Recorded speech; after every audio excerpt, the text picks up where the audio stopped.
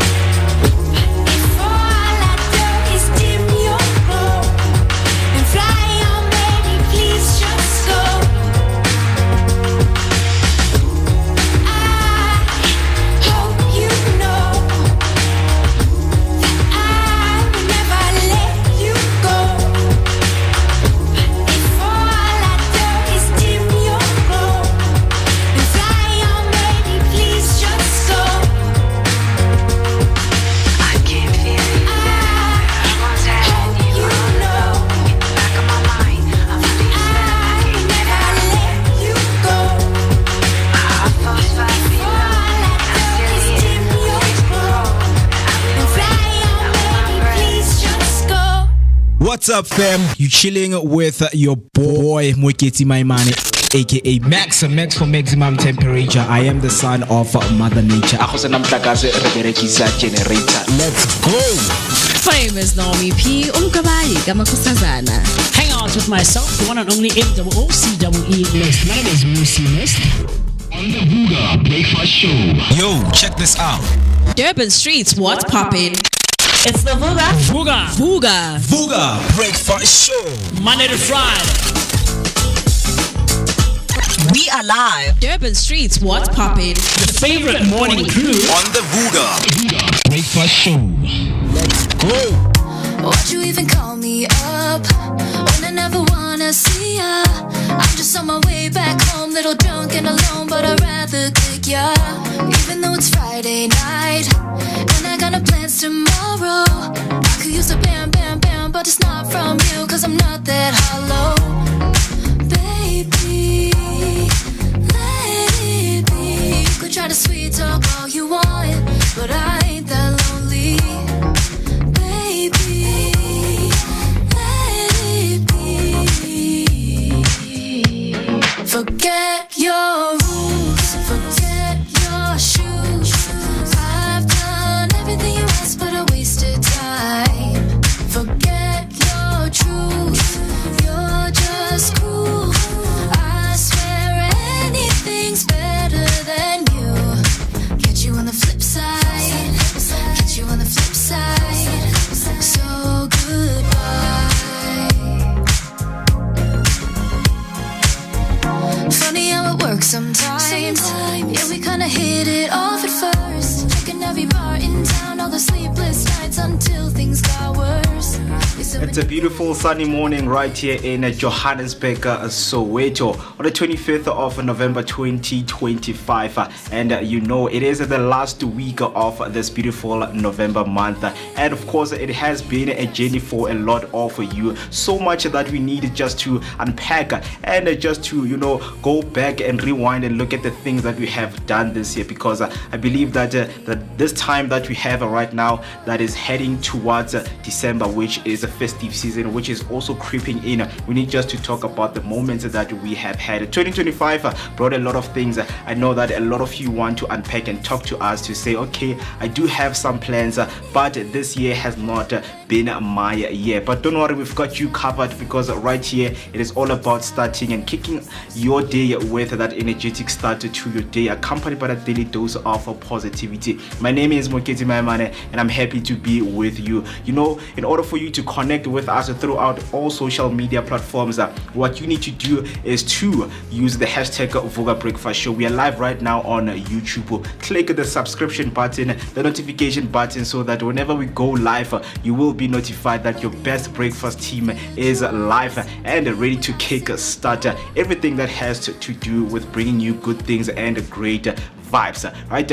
Our WhatsApp line is also open for calls and voice notes, and the number is 0604933226. That's 0604933226. So much is to be unpacked on this beautiful Tuesday morning. Choose you, or what is it that you are choosing? Because that is the question that we always kickstart our day with when it comes to Tuesday. What are you choosing? What are you choosing on this beautiful Tuesday morning? Talk to us and use the hashtag of Vooka Breakfast Show. You can comment down below, because as mentioned, we are live right now on YouTube. You know that we always kickstart our day with ticking some of the places that we have traveled, whether from January up until this time. But we know that December, it is the time for people to take that rest and travel to different places, right? Your bucket list, some of the places that you haven't traveled, or some of the places that we can help you to add. So today we are highlighting what we call the Sea Point, which is behind me. It is a vibrant seaside suburb of Cape Town, known for its bustling promenade, cosmopolitan vibe, and stunning Atlantic Ocean views. It's an affluent yet accessible neighborhood, popular for outdoor activities like jogging, cycling, and swimming at the Sea Point Pavilion Pool. The area blends urban energy with coastal relaxation, offering trendy cafes, diverse restaurants, and a lively nightlife, while Lions Head and the Signal Hill provide a dramatic backdrop to the beach front. That is the sea point.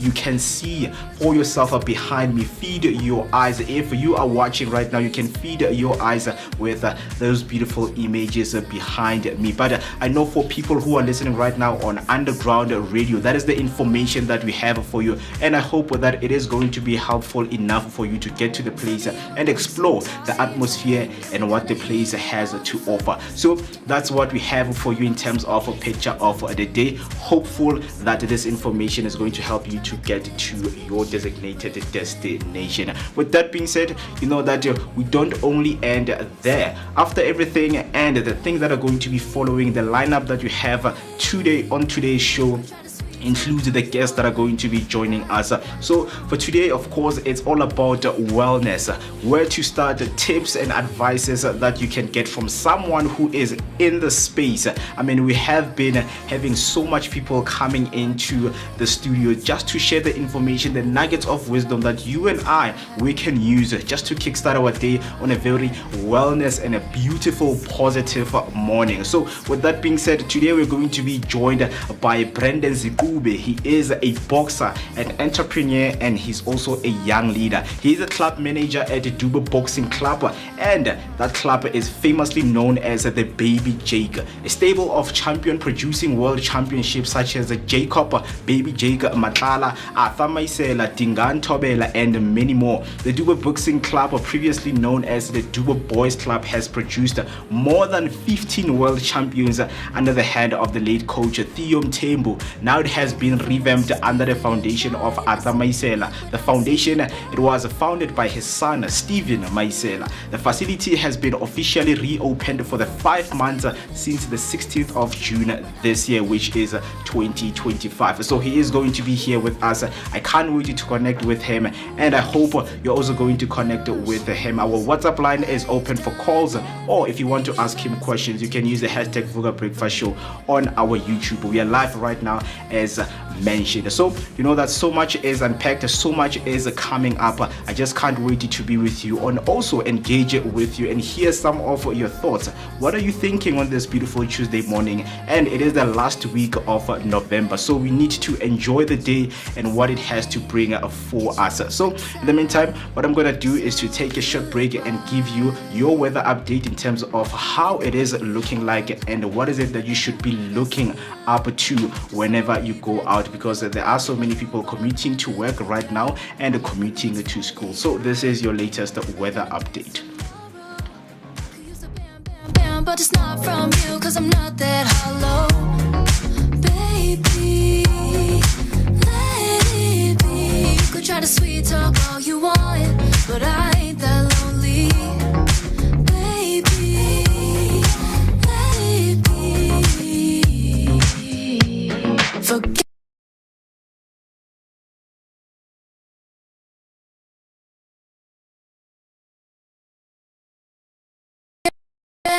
your truth, you're just cool. I swear anything's better than you. Catch you on the flip side.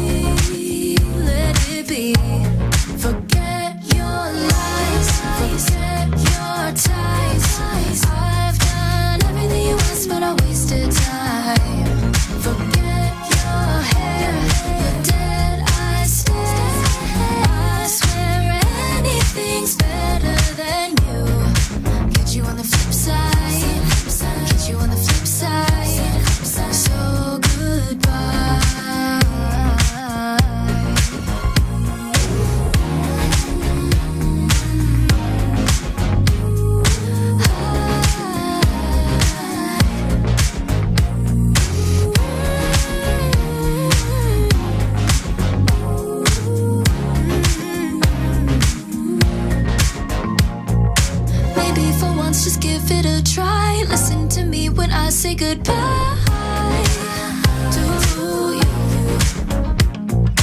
Maybe for once, just give it a try. Listen to me when I say goodbye to you. Forget your rules, forget your shoes. I've done everything you've asked me to do. Forget your rules, forget your shoes. I've done everything you asked, but I wasted time. Forget your truth, you're just cool. I swear anything's better than you. Catch you on the flip side, catch you on the flip side. So goodbye. Yo, check this out. Durban streets, what's poppin'? It's the Vooka. Vooka. Vooga Breakfast Show. Monday to Friday.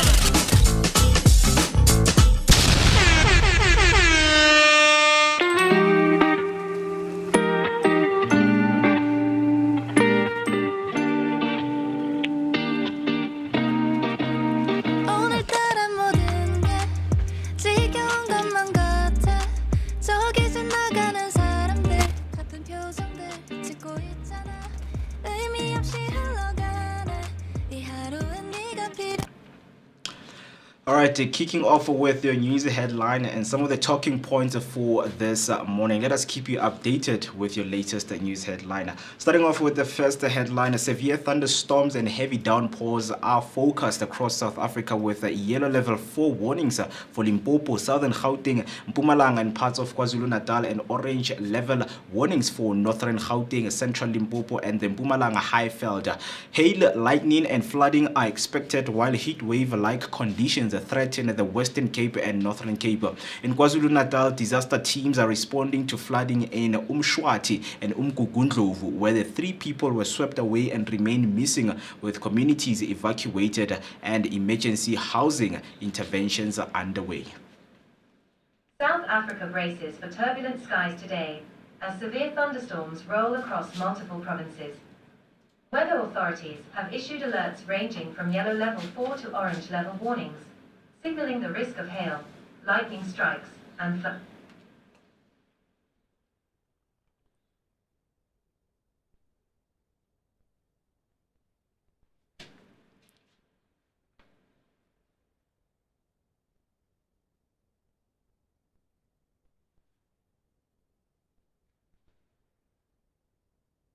On to the next one. Connected headphones.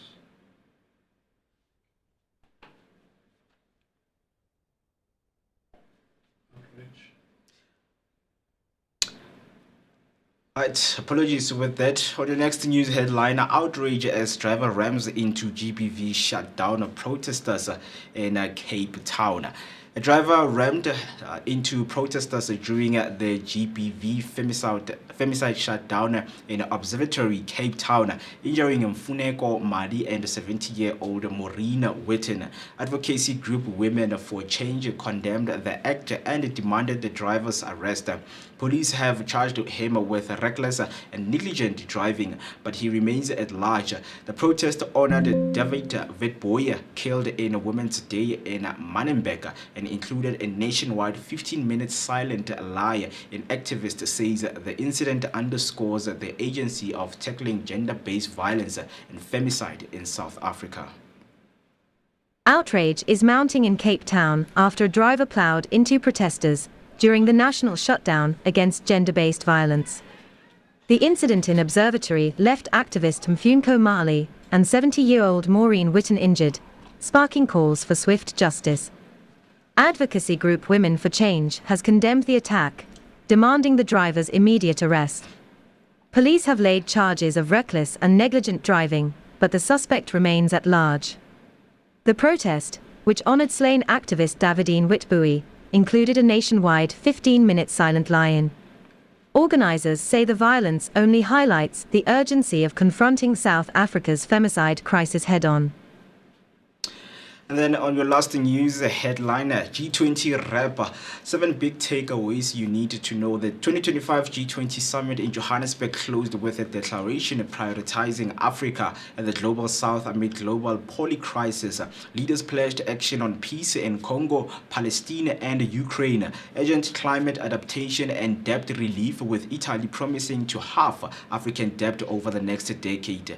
Energy excess deficits were highlighted alongside calls for global governance reform to amplify southern voices. Despite the US boycott, the summit advanced multilateral commitments. Security clashes with Operation Dudula marked unrest, but South Africa's presidency cemented Africa's role in shaping the global policy before handing leaders to the US. The curtain has fallen on the historic G20 summit in Johannesburg, with Africa firmly at the center of the global agenda. Leaders pledged urgent action on conflict zones from Congo to Palestine and Ukraine, while climate adaptation and debt relief dominated discussions, Italy even vowing to halve African debt within the next decade. Calls for reform of global governance echoed strongly, amplifying voices from the global south. Despite the US boycott and security clashes with Operation Dudula, South Africa's presidency secured multilateral commitments and cemented Africa's role in shaping world policy before passing the baton to Washington. That's all for your news headlines. Now heading over to your sports news for the talking points for this morning. Starting off with netball news, Jordan Msomi coaching duo chases more glory as Spa Nation Netball Championship. Dr. Elsa Jordan and Bongi Msomi, fresh off Telkom Netball League success with the Golden Fireballs, will lead Johannesburg senior and under 21 teams at the Spa National Netball Championship in Boksburg. Msomi, also UJ's 2025 USSA winning coach, aims for back-to-back under 21 titles, while Jordan targets a fourth consecutive senior crown. With 119 districts, 2,200 players and 196 officials competing, the tournament promises a fierce competition. The baby Proteas return, but senior Proteas will miss out as they prepare for the African Netball Cup in Malawi. On your rugby news, the Springbok to finish end-of-the-year tour against Wales in Cardiff on Saturday. The Springboks face Wales in the final Quilter Nations Series clash at Cardiff's Principality Stadium on Saturday, the 29th of November at 10 minutes past 5, known for its closed-roof intensity. The venue promises a fiery atmosphere as green and gold meets red. Fans can expect a strong Springbok squad building towards 2026, a proud Welsh side and a world-class stadium experience from anthems to final whistle.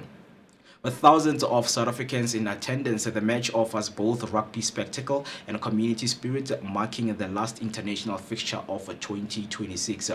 Lastly, on your football news, Messi Magic as Miami thrash Cincinnati face NYCF next.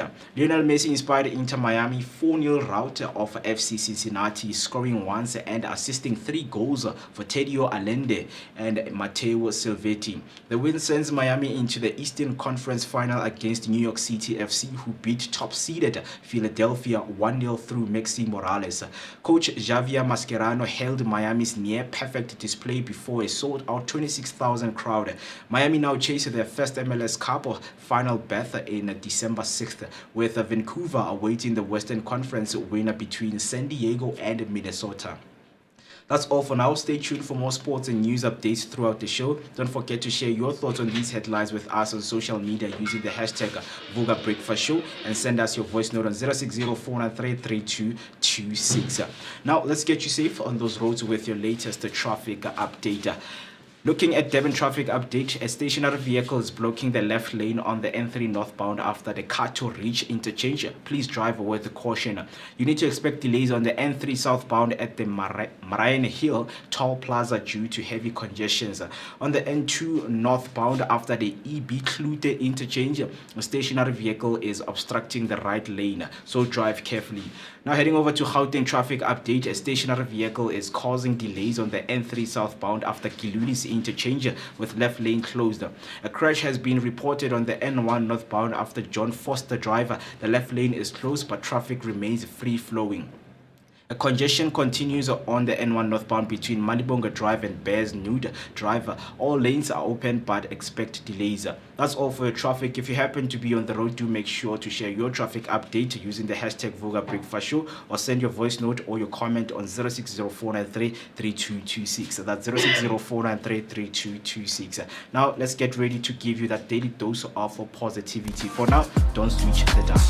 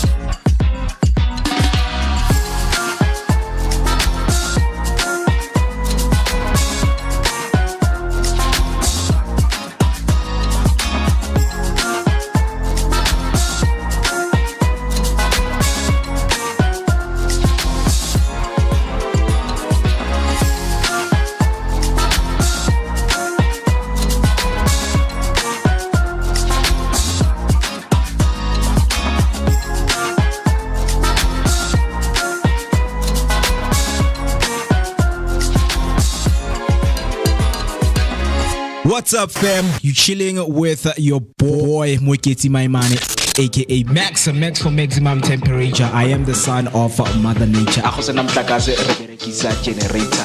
go. My name is Naomi P. Hang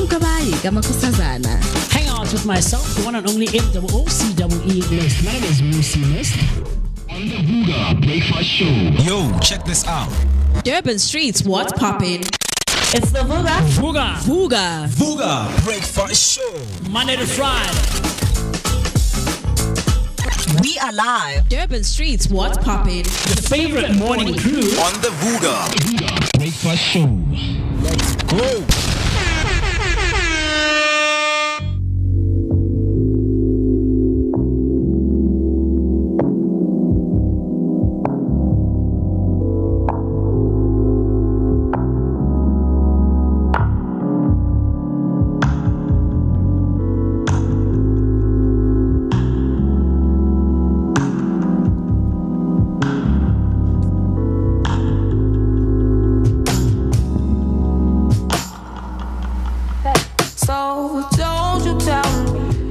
It's 7:30 on the dot, and of course, your favorite breakfast team is in the building and ready to kickstart your day on a very high energetic note. A very good morning to wherever you are listening and watching from. How is your Tuesday morning? Tuesdays are themed for choosing yourself or something else that you are choosing. What is it that you're choosing on this beautiful Tuesday morning?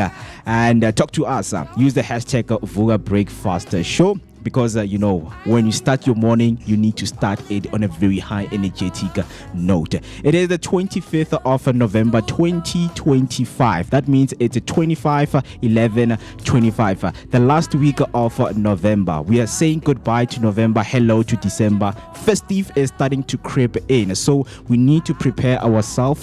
The plans that we have, of course, for this beautiful festive season. It is 2020 vibes. If this year has not been your year, talk to us and engage with us, because we know how to make someone's day. We know how to make you plan your day properly, right? As mentioned, we are Vooka Breakfast Show across all social media platforms, but if you want to listen to audio only, you can tune into Underground Radio. That is where Johannesburg meets Durban. We are also streaming live on Durban Radio, which is Underground Radio DBN, on all their social media platforms. If you're listening right now from Durban, talk to us. How is your morning looking like, and how is the weather? Because the weather across South Africa right now, if you are in Johannesburg, it is a chilly 13 degrees with moderate rain coming in the afternoon. So do make sure that you bundle up.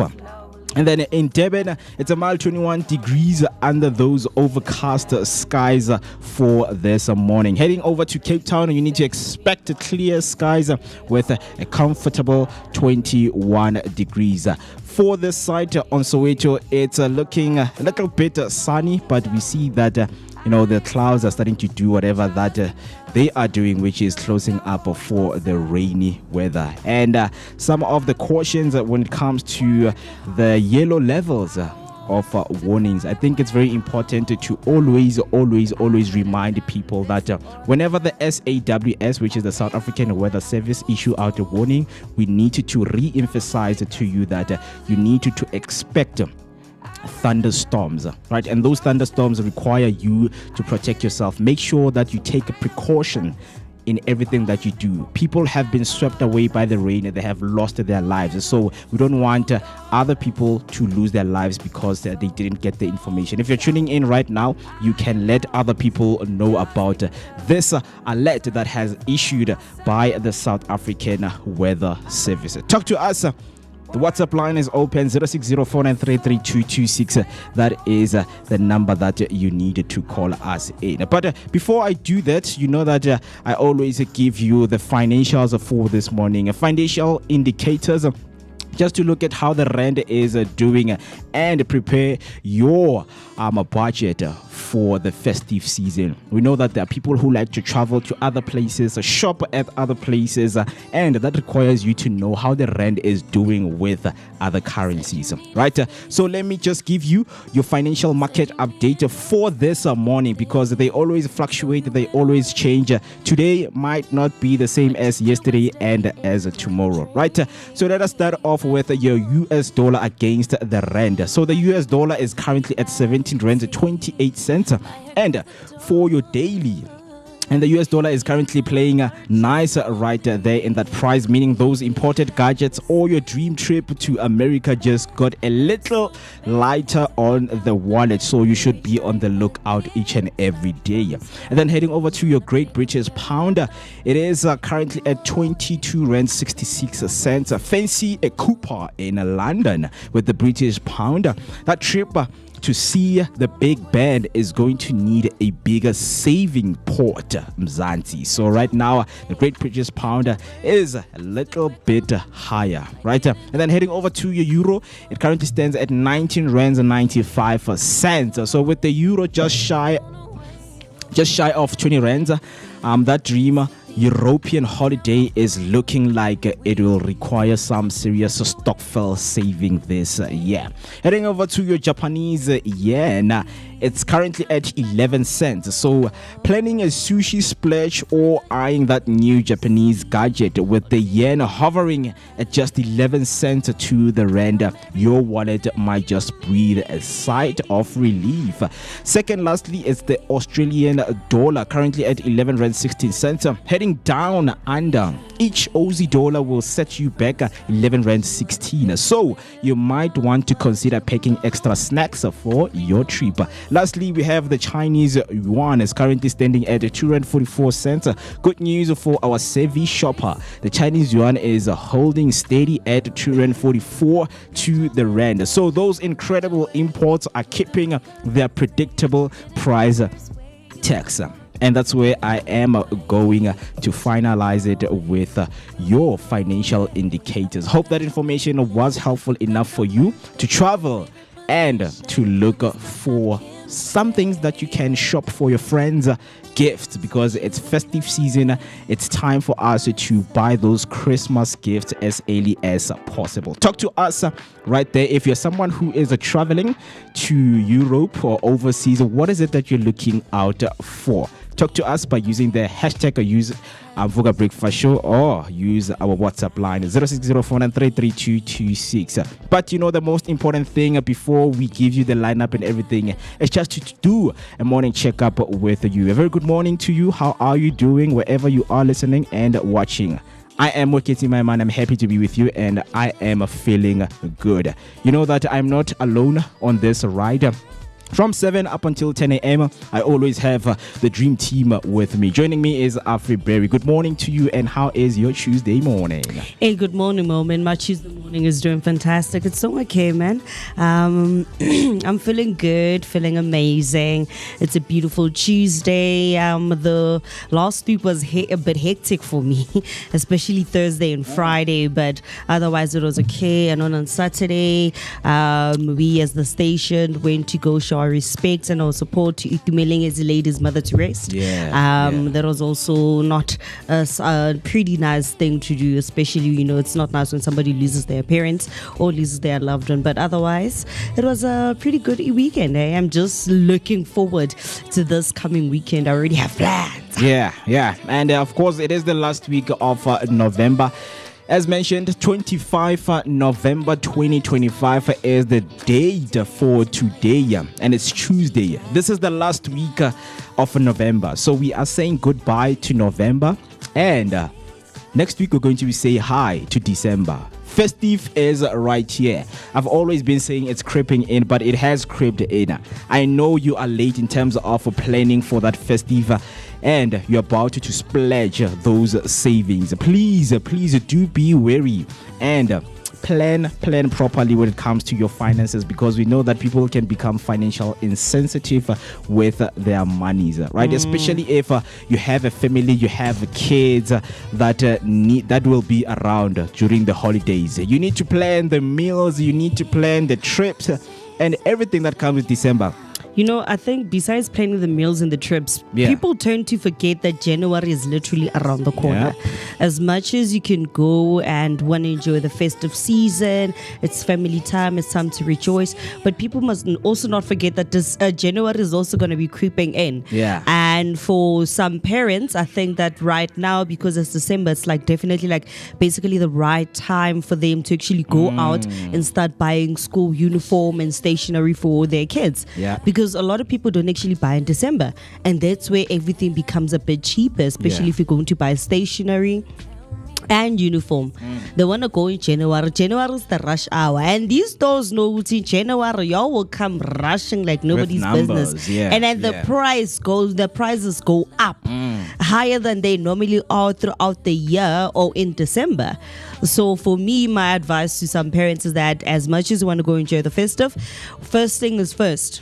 Buy the stationery, buy the uniform, and then after that, you sharp and nice. Do everything as early as you can, because you might be finding yourself drowning in your finances, because you're thinking that as much as January is around the corner, you might have the money, but only to find out you did things late. There are people right now who are preparing for festive right now, or they have been preparing it when the year started, right? Speaking of that, in terms of the number of years that we are into, because I know that a lot of people don't pay attention to these, we are here to remind you that today it's day number 329th day in 2025. And you're asking yourself, because you're like, December, November is chai, maybe I'm left with 60 days. No, you are not left with 60 days. Papama, wake up wherever you are. You're left with 36 days left till you end 2025. And do you want to end that 2025 on a low note or a higher note? That's up to you. But we will advise you to end it on a very higher note. I mean, whether you're someone who don't love to have fun, the theme for this year, guys, was vibes, right? Whether you're having vibes in a different way or in a way that suits you, it's still fine. Vibes are not only parties, going out on vacations. No, vibes can be you going to a library and spending that 2 hours reading a book, going out for a walk in a park, because it's something that you have planned for yourself. A lot of people, they're so busy with work to a point that they don't have time for themselves, and that is so unhealthy. That is why on Wellness Tuesday, that is what we are always trying to promote for you. As much as days are passing by, we are left with 36 days right now. It doesn't mean it's over. You still have the time to enjoy the vibes and have the wonderful time you have been aiming to have. And then in terms of the weeks that are remaining, about 4 weeks until the year end. Only 4 weeks. I know you've always been promising your friends, umakhelwane, that I'm going to pay you in the next 5 weeks. But no, you can't say 5 weeks anymore right now. You can't use 6 weeks or 7 weeks. You can only use 3 weeks, 2 weeks, or in a week, because the year is over, guys. That is where we are. But on that note, you know that we start our day on a very high energetic note, and that speaks to the inspirational messages and the quotes that we have for you. A lot of people, they thrive when it comes to the messages. They're looking for something or someone that can tell them something that is positive, so that they can kickstart their morning. Right? For this morning, an inspirational message that we have for you. It's from a website called success.com. You can also check them out right there. So the message that they have for us this morning is, say, push yourself because no one else is going to do it for you. I mean, it's as simple as it is. Straight to the point.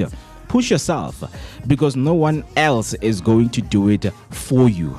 I mean, pushing yourself comes with a lot of things. What am I pushing myself for? There are a lot of things.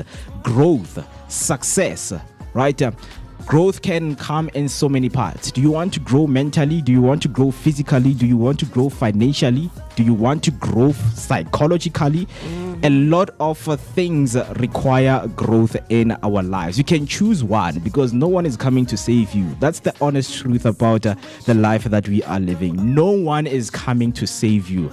So push yourself this morning because no one else is going to do it for you. It's time to get through the week ahead of you. I know you're like, oh, Thursday is far, Friday is far, Saturday is far.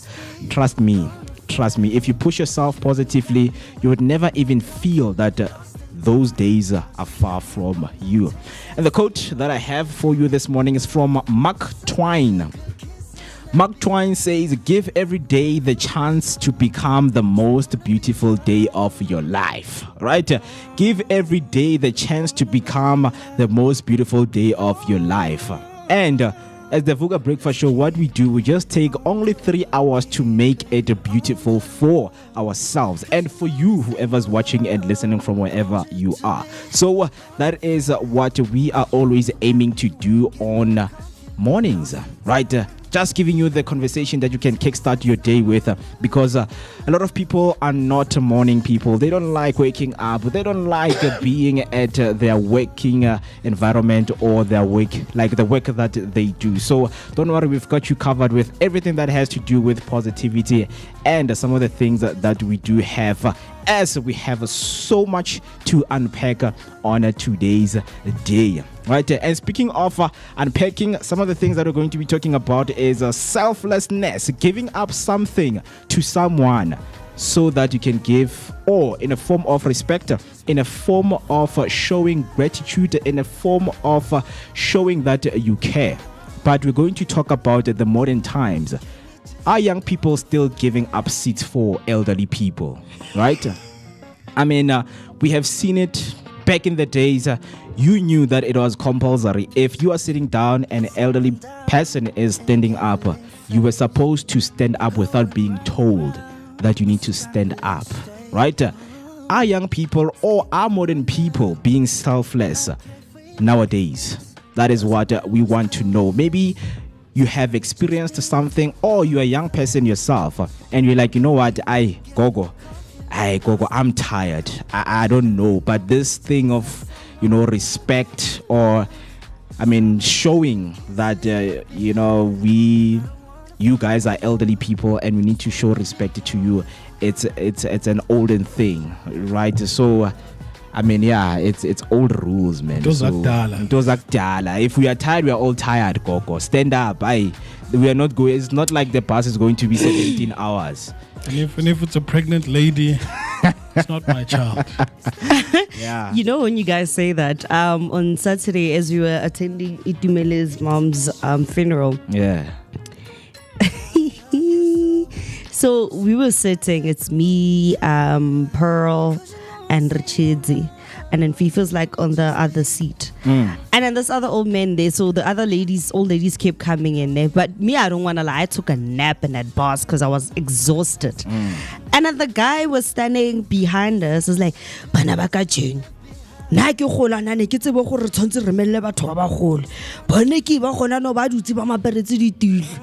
lifted my head, I looked at him, and I slept again. Banabaka Jeko, Banaba tonight. I looked at him and I slept again. I know we need to respect elders and move for them, but bruh, I was tired. Like, I think there needs to be some sort of compassion that also needs to go both ways, because I need on my side, the compassion is coming over the fact that you're an adult, you're old, right? But on my side, I'm tired. Thursday, I went from here, the station, went to go to work at event, only to get to knock off around 12, arrive at Joburg at 1, no taxis. We had to go drop everybody else. I slept in my other boss's car for an hour. We got at his house in Cresta at 3, slept for an hour to wake up at 4. By 5, we were supposed to go somewhere else. We knocked off later on. So trust me, by the time I went to that funeral, I was tired. We don't care, guys. And I looked at him, and then I carried on with my shades and slept, Baba. That's the thing, because right now, respect needs to be shown, at the highest degrees. That's what we think it should be like, because you have to think about how long can an elderly person, maybe someone who's 60 and above, stand, because for you, we know that as young people, they're gonna say we're still fresh. You can stand for as long as you can. You can stand for 2 days. The other reason why I actually didn't even move is because this old geezer was busy bragging out there. Before we got on the bus, because where I was standing at the cemetery, I was standing next to him. I don't know when I get fresh in plus I cannot stress. I can stand for long. And then he complains in the bus. I slang up tons again. Strong guy. I'm like, so. Wait, so did he complain at the? Okay, so he said this at the burial site. At the burial site, he was bragging about him being able to stand for hours, and then the fact that he wants to go, hit up a few ones and just get on the dance floor. When did he say that he is complaining about kids of today? Was it before the burial or after? It was after. Like, these things happen. Listen to Landelan. So the first thing you heard was him bragging. Yo. And then after. Donsa strong and I'm paying up donsa shem up donsa strong. I don't wanna lie. Like, I looked at him and I'm so strong. We just need to look at it as is it a dying practice, in today's like modern era? Right? In a way, it actually is, and it's pretty unfortunate because me, naturally, a lot of people even say that I barely ever go to basically the graveside when I attend the funeral. It's super rare. Like, even no man attend the service, is very rare, and my hamba van Unlike in a passing, but if I do get on a bus and I'm with my friends and like then I move. But I don't want to like that day. I mean, So let me ask Mo, based on that question. So Afro, you agree that it's something that's dying? Yeah. Now the question is it something we agree that it's dying, but is it something that we are killing as well? Yeah, because it's also something that's been taught, right? Because at home, when visitors come, you're watching TV and they're like, hey, elders just came in or visitors just came in. TV. I mean, for us, it was a thing. You just need to, watch the situation on how it's like. If they can't sit at the sitting room or dining room, the number of the visitors who just came into your house, maybe there's 7 or 5 people who just came in, and you see the situation that they can't fit in the sitting room, so they're going to come in the dining room where you are, so you need to move for the elderly people. I mean, for me, it's a thing that we are all being taught at home. And when you look at the situation and the context that you come across whenever you're going out, I mean, it's different situation because right now, nowadays, you don't have a lot of elderly people. I mean, it's been a time since I've seen elderly people, using public transport. I mean, the people that we call elderly people right now, like 35-year or 36-year or like 40-year-olds, man. I understand. So times are literally changing for us. But there are elderly people. We do have. No, we're just saying that the scarcity, now the bit scarce, like in terms of actually them using public transportation. Sure. But like when you look at it compared to us when we were growing up as like young kids, toddlers and all of that stuff, the population of them using transportation has kind of like declined. Instead, but you see here maybe the argument isn't necessarily about transportation in itself, giving up a seat, yeah. But it's basically a setting. Transportation could be one of those, or if you go to a gathering, you will find them in a gathering. There's a lot of elderly people, whether it is a queue at the mall or a function that's happening, a wedding, a funeral, but there's elderly people in these social settings. Yeah. Now the question is this a culture that we are killing as well, where we are refusing to recognize that, look, if you're old, that's on you. I'm tired as well. I'm also a human being. Yeah. I also have needs. I also have things that needs to be met. So is this a culture that we are killing as opposed to something that we are allowing to die? Happen. Because if we allow it to die, one can argue that the kids of today were not taught these manners. So because they were not taught, they won't do any better. However, if you were taught that and you do not practice it, would you then say you are on the scale or on the side of the one that's actually killing this practice? If that makes sense. Yeah, it does. It does. Because I think on the recent context that I was in, it was, I think last month, we were going to church, right? So they did, like they mentioned, they're like, guys, for you to get a seat, because it's going to be packed tomorrow at church, for you to get a seat, you need to come early, right? And you wake up, you take your time, you wake up around at 5 o'clock, and at 6 o'clock you get to church, you get a seat, and then you sit down. Because you were given, a clear instruction that for you to get a seat, come early. And then elderly people come around 10 o'clock. When you woke up early. So when it's like that, what do we call it? Are we saying elderly people are disrespectful or what in that context? Because they're like, for you to get a seat, you need to come early. And then an elderly person come late, and then you have to move for them. When you say that, it's also very true, because it also goes back to the whole bus situation when you're attending a funeral. Everybody knows that if funeral yasekasi, ipasi, you need to stay very close to the bus so that you can secure your seat. It's something that everybody knows throughout different years. Would you not say that's a catch-20 situation? No. Because the ceremony is still happening inside the church. Now, if everyone leaves the church before the ceremony has concluded because they want to grab a spot at the bus, it means no one will be inside the church. No, not really. Not everybody actually exits. Some will exit, some won't. So who exits and who doesn't? Yes. I'll say can the elders exit and then number 2K so hlala phansi. Okay, sorry, 1K. So hlala phansi sibone ukuthi sisibiza kanjani. Yeah. Number 1K ngiyazikhohlwa sometimes number 1K. But that's what I'm saying, because in terms of respecting the ceremony, whether it's a wedding or funeral, doesn't matter. Because we are still in the proceedings of it, let us wait up until it is done. Then only when it's done, then we make our way there. Yeah. But Mo, to answer you, in software development, there's a thing called cascading priorities, where if you are a child and you came early, right, you will have a seat for as long as there isn't a elder.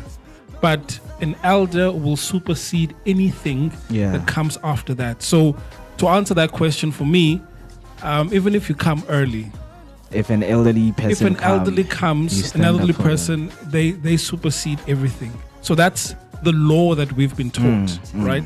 And funny enough, just to borrow a page from the Bible, E.T. that, respect your parents and your days.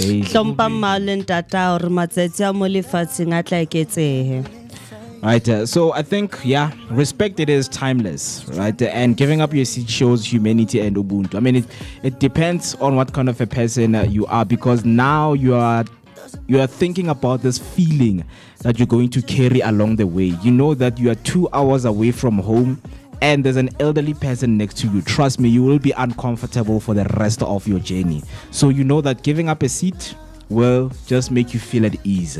I mean, it's just only a 2-hour drive, you won't die. So for many people, say equality means no special treatment and everyone paid for their seat. I mean, sometimes it differs, because if you paid for the seat, that's a different story right now. Because now for me to be there, I paid 700 or 800 or 1.5. Maybe it's a VIP seat.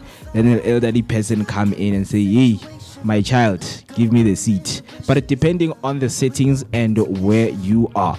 But one of the shockers and the stats that we have for you this morning, a recent commuter survey in South Africa found that only 38% of young adults regularly give up their seat for elderly or pregnant passengers.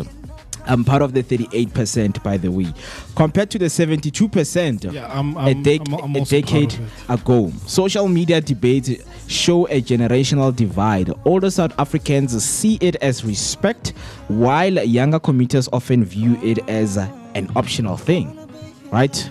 Which is, it is debatable when you just look at it with different contexts. But now, just to give you a highlight on a perspective on what is, because for others, they can sit on modern perspective and a cultural perspective can also be thrown around just to look at the situation around it, right? But now, heading over to the cultural perspective. In African traditions, elders are honored. Giving up a seat is a small but powerful gesture of Ubuntu.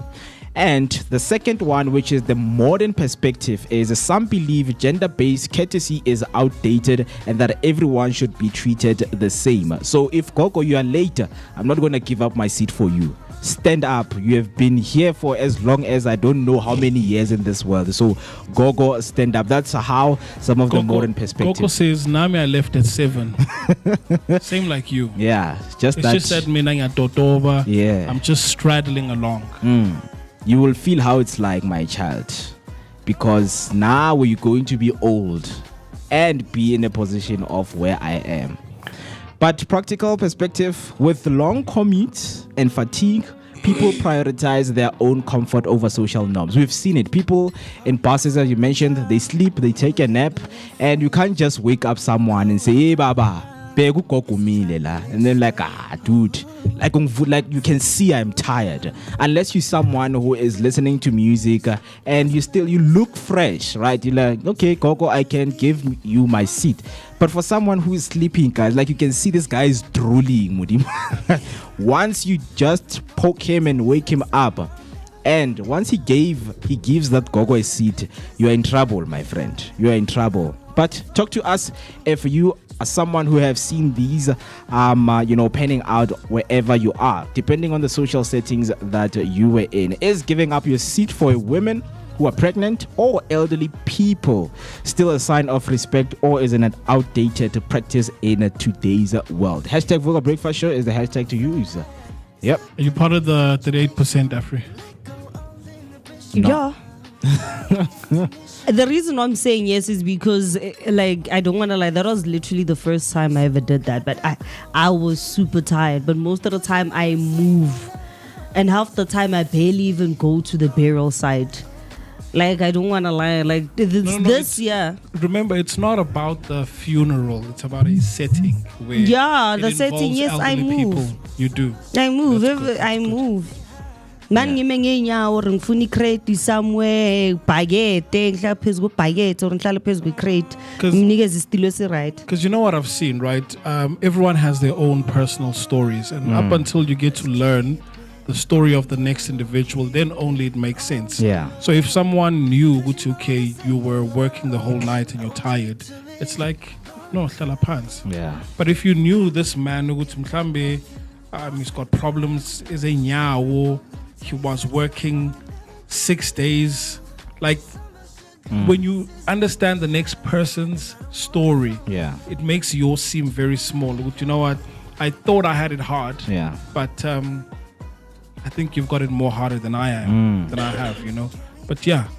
I feel like we need to, there's a sarcastic word that people always use. I think we need to put it into practice, because you would ask something and they're like, is it written in my forehead?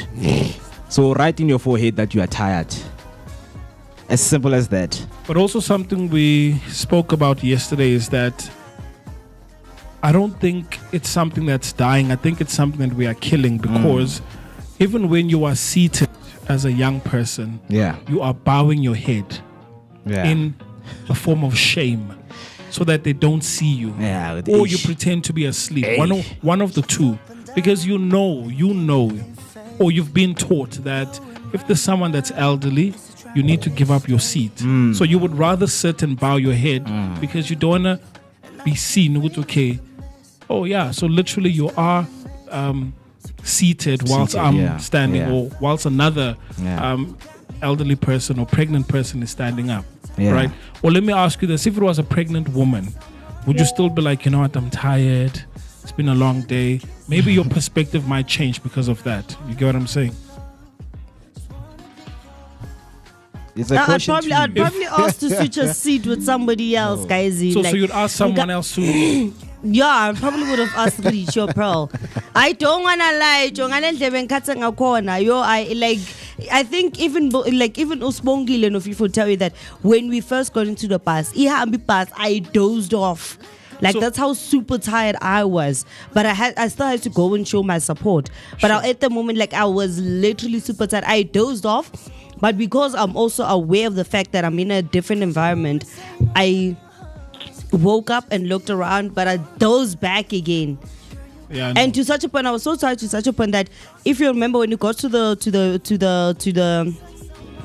cemetery, there was another tent that had chairs there situated there. I ended up sitting on those chairs. That's how freaking tired I was. Noted. But Mo, I say this thing of being selfless, it is a sacrifice. Yeah. It is, because you are sacrificing a bit of your comfort for someone else. So, I think it's something that we are killing. It's not dying. There's a difference. I still say that dying is, if you were never taught, then it will just fade into the background. But if it's something that you were taught and we do not practice, then it means that we are killing that culture, and it's something that won't be passed down to the next generation. Yeah. As asked, talk to us right there by using the hashtag Vooka Breakfast Show, or you can send your voice note on 0604933226. That is 0604933226. That's how we are going to close this beautiful discussion that we are having right now. So much is coming, and so much that you need to look out for, because some of the conversation that we're going to have today are sleepovers and safety. You have elevated your relationship to do sleepovers sleepovers? Is it time to introduce your boyfriend or your girlfriend to your family and friends? Right? We know with what is happening right now in our country. I mean, I know some people, they want to differ with this, discussion that we're going to have, to say, no, I don't want to introduce someone if they've had a sleepover at my house. I mean, you are in a relationship. That is a scene that we're trying to create for you. I mean, for you, how is it going to be like? How are you going to respond? How are you going to respond to that? And then lastly, another discussion we're going to be having is putting the cart before the horse, starting with things in your life that you should have ended with, whether it's business or life. That is a conversation and a discussion we are going to have with you, as so much is to be unpacked. What we're going to do right now is to take a short break, let that information, process and digest. We'll come back with us after this short break, and then we will play a short game, because what is a morning without playing games right here. So please do make sure that you do not switch that die. What's up, fam? You chilling with your boy Moeketsi Maimane, aka Max for maximum temperature. I am the son of Mother Nature. Let's go. Famous Naomi P. Umkabayi Gamakustazana. Hang out with myself, the one and only MooCee Mist. My name is MooCee Mist. On the Vooka Breakfast Show. Yo, check this out. Durban streets, what's poppin'? It's the Vooka Breakfast Show. Monday to Friday. We are live. Durban streets, what's poppin'? The favorite morning crew On the Vooka Breakfast Show. Let's go.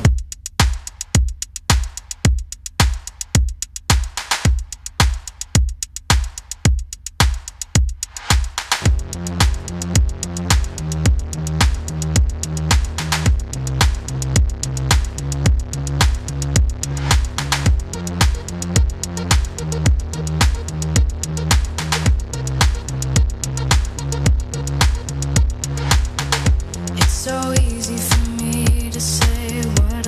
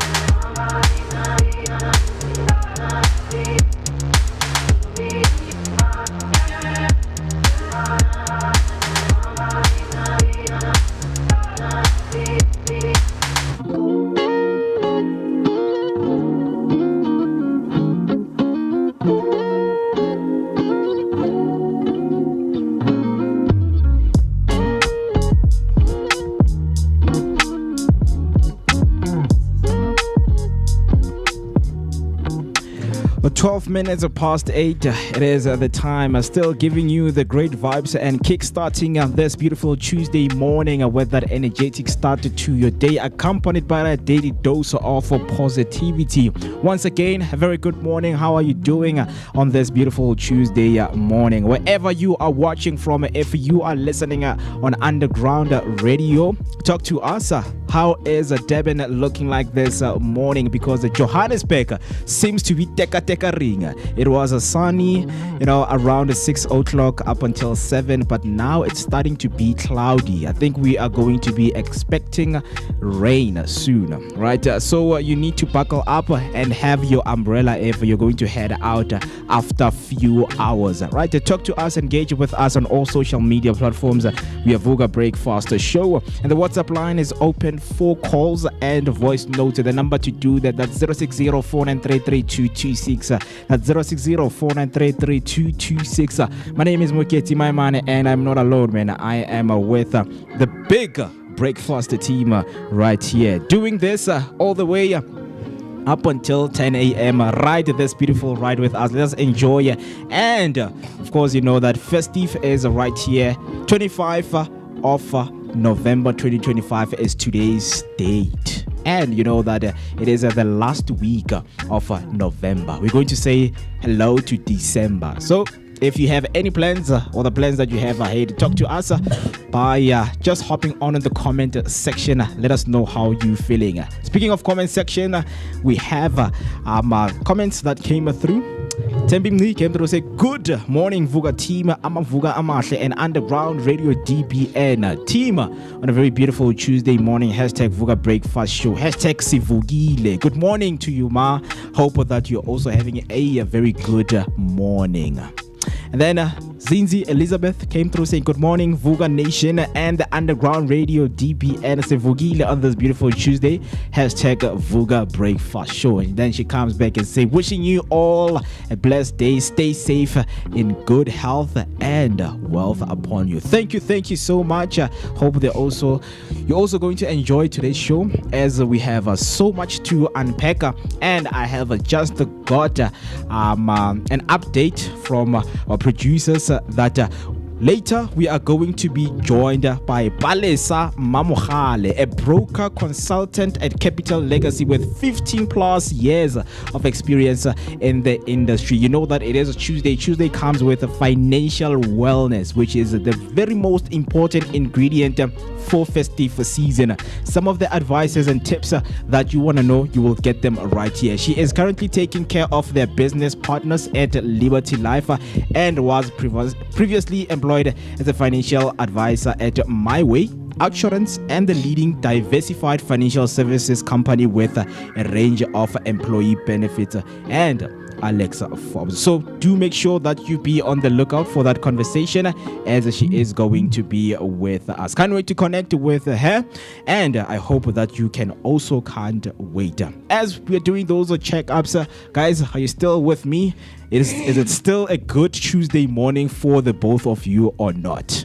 Otherwise, if I have to ride this one alone, I can do it. So rider. What's the hala? I mean, I'm a rider. So rider. I'm a rider. Solo coast rider. What's the hala? We could come out to what the Ruko, Lokoruko, like Calamuli, one is busy. I've been riding this horse. Solo coast rider. Mr. Mo, yeah. I'll tell you, my brother, I've honestly been better. I'm seeing Mam Tembi.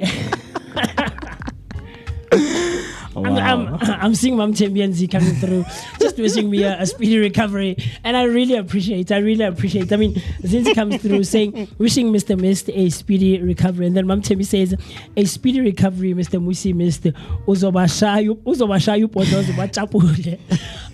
I'm better, guys. I'm not at 100. I will be honest. But I'm here, and we won't let the sickness get us down. But I'm happy I'm here. I couldn't stay home. because being with the family, being on the Vooka Breakfast Show always brings about great vibes and great energy. Wanna go, how are you doing? The time right about now is 17 minutes after the hour, 8 o'clock on a Tuesday morning. Like Mr. Mo said, man, and we still have so much in store for you because we know that we always take such good care of you right here on the Vooka Breakfast Show, brought to you by the Blink Network. Shout out, huge shout out to all the Durbanites out there, the Underground Radio, DBN. How are you guys doing? I mean, like Mr. Mo said, the weather is just up in arms and going all over the place on our side right here in Johannesburg. But even if you're not in Joburg or in Durban, talk to us. What is the weather looking like where you are? Because like Mo said, we woke up, it was nice and sunny, and we were thinking we're going to have a great day, right? Nice and warm, and we're going to have fun in the sun. Now, all of a sudden, it's windy, it's starting to be overcast, and I just got a notification on my phone that a bit later on in the afternoon, Mo, we're going to be experiencing thunderstorms again. Yeah. So I don't know what's happening. But other than that, we're still here, and we're still going to give you all-encompassing, compelling, and of course, thought-provoking conversations, scintillating discussions, bold discussions with industry professionals, man. And I'm looking forward to the rest of the week, Mr. Mo. Yeah. I don't know about you. I mean, this is the last week of November. Last week of November. Yes, sir. Yes, sir. It's the 25th. Are you getting paid, guys? Banabari 25. Hi, how are you? You who's getting paid, I'm talking to you. So, like Mo said, you can get in touch with us. Dial the number 060-493-3226. That's 060-493-3226. Comment, like, subscribe, and do the things that are necessary to be done. Yes, sir. Yeah, and as promised that we're going to be playing a quick game, right? Just to get our juices up for this early morning, because games are a very important part of what we are doing right here. So I'm just going to hand it over to Mr. B, and let's hear what game do we have for this morning. Yes, sir. This morning, the question is, how good or how bad is your memory? So there's 3 of you guys on the table. Sure. I'm going to give you destinations, 5 of them, but I'm only going to say it once. Once only. Okay. And then after everything has been said, then you just have to repeat those destinations. And if you can repeat them in order, that will be awesome. Yeah. But if you can't, it's okay. So it's not like an option type of thing. The usual thing that we do with 3 options and stuff. No. Okay. But each one gets 5. 5 destinations. Yeah. So who wants to go first? So we've got Joburg, we've got Durban, and we've got Limpopo. I'll go first. Which one do you choose? I'll take Joburg. You'll take Joburg. All right, let's go. So with Joburg, here are your 5 destinations to memorize. The first one is, it's easy, man. It's easy. Do you want to give me something harder? No. Let me give it to you. So the first one is Sandton. You've got that. Mm-hmm. Second one is Maboneng. Third one is Vilagazi, Melville, and Constitution Hill. Done. I've said it. Sandton, Maboneng, Vilagazi. No. It's fine. You just Don't use me as a asked. resounding board. Oh, Yeah. okay, All right. Yeah. Cool. Who wants to go next? So, which provinces? Limpopo and Durban. Let me go Durban. Durban. Durban. Okay. So let's go to Durban. Yeah. Okay. So with Durban, we've got Ushaga Marine, Umhlanga, Florida, Moses Mabhida, and Blue Lagoon. Yeah. All right. I got them, man. Okay. Afri by default, you go to Limpopo. All right. You ready? Yeah. The first one is Polokwane, Mahubas Kloof, Toyando, Mapungubwe, Bela Bela. Okay. So guys, let's have a conversation and then we'll I feel come like back. it's still too early. Yeah, no, right? we'll come back. We'll come back. Yeah. All right. It's crazy. But I really fancy myself as someone who has a Very great memory. cool memory. I'm missing one. I'm already forgetting one, but I'm gonna get 4 out of 5. So I'm confident. I mean, out of 10, how good is my memory? I bought my 1.2%. I'm a solid 7.5. Memory wise. But I've been solid, training. I've man. been I'm training my solid. memory because there's a part of the brain that is responsible for memory, which is called the hippocampus, right? Okay. So I have been juggling with that, just to learn about it, onto how to, because there are ways that you can remember things, right? And also, going back to the conversation that we were having in terms of the senses that we have. So people use their senses to, remember some of the things. Sure. Right? Sure. So for now, maybe if while Banele was giving me those places, I can't be looking at different places, right? While he's giving me, I'm like, okay, maybe I'm going to remember when I was looking at that corner there, he said this. When I was looking at the stove, when I was looking at Mist, he said this name. So that is the beauty of memory. But surely we are going to come back with our results to say, I will still, or do you still remember those places? Because I'm representing Durban all here, right? Durbanites all the way, don't worry, I've got you covered, man. I've never been to Durban, but I know most of the things that Nah, bro, next year, that would have changed, Mo. Next year around this time, that would have definitely changed, man. No.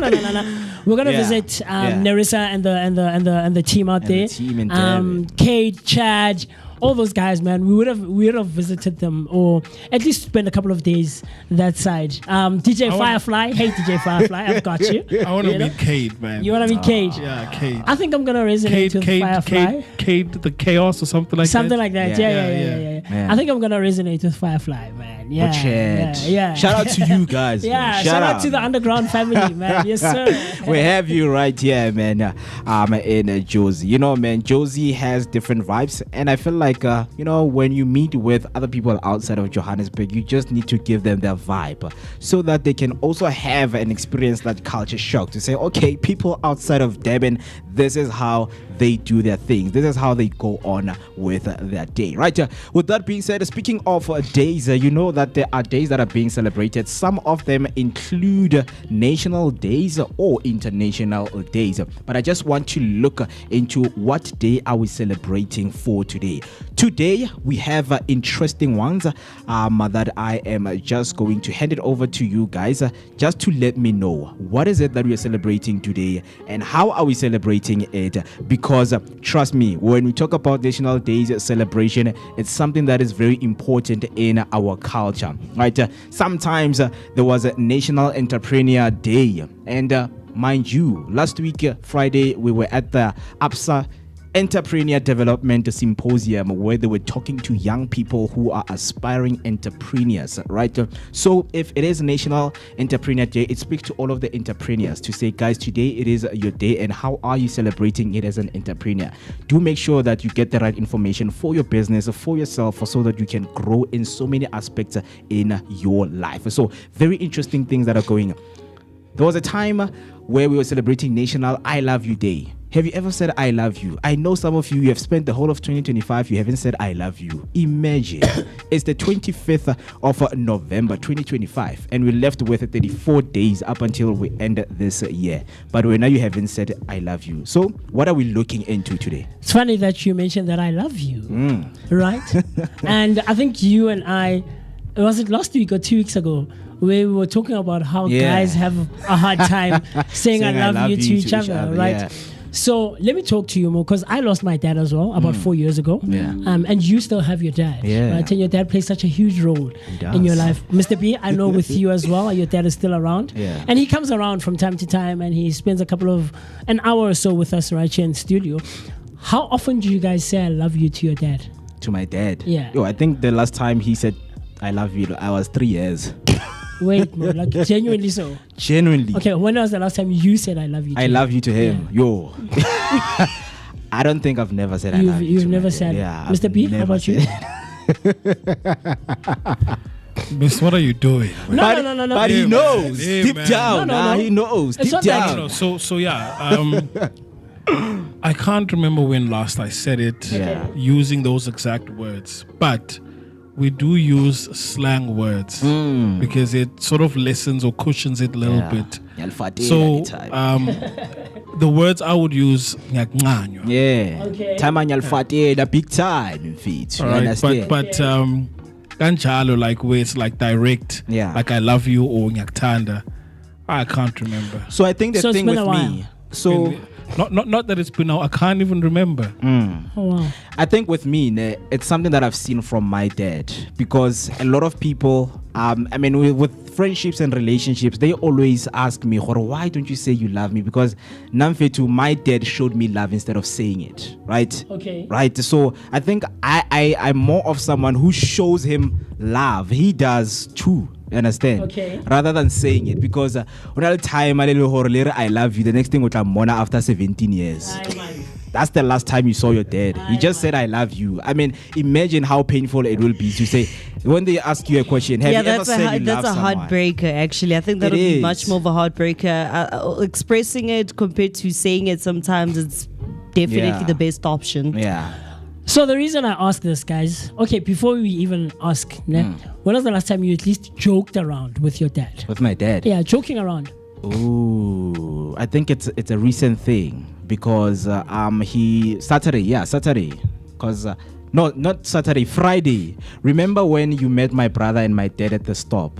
Yeah, so we joked around on how they just passed me without even seeing me. They didn't even notice you. How? Like they just passed me. Even my brother almost bumped me. That's how I was so invincible to those guys. They didn't see me. So I'm like, with my dad, I know he doesn't see, because there was a time Nayako, he was going to church, right? And it was the only two of us in the street. My dad failed to see me. As my brother, you so blind. My dad, I was like, I think that was the last time we joked around, because I went back to also remind him of the days, where he just played blind with me. Okay. But I'm glad he didn't run away. He woke up and ran away. I waked it up. So the reason I'm asking, guys, is because today, on the 25th of November, we're celebrating National Play with Dad Day. And thus I ask these questions. I find it quite fascinating, especially as boy children or as male children. We barely ever have that kind of relationship, especially when we get into our teenage years and start growing up and we start finding ourselves, or we start trying to look for ourselves, right? As to who am I as a boy. And I think it also resonates with the sentiment that we share at Vooka of what is a man.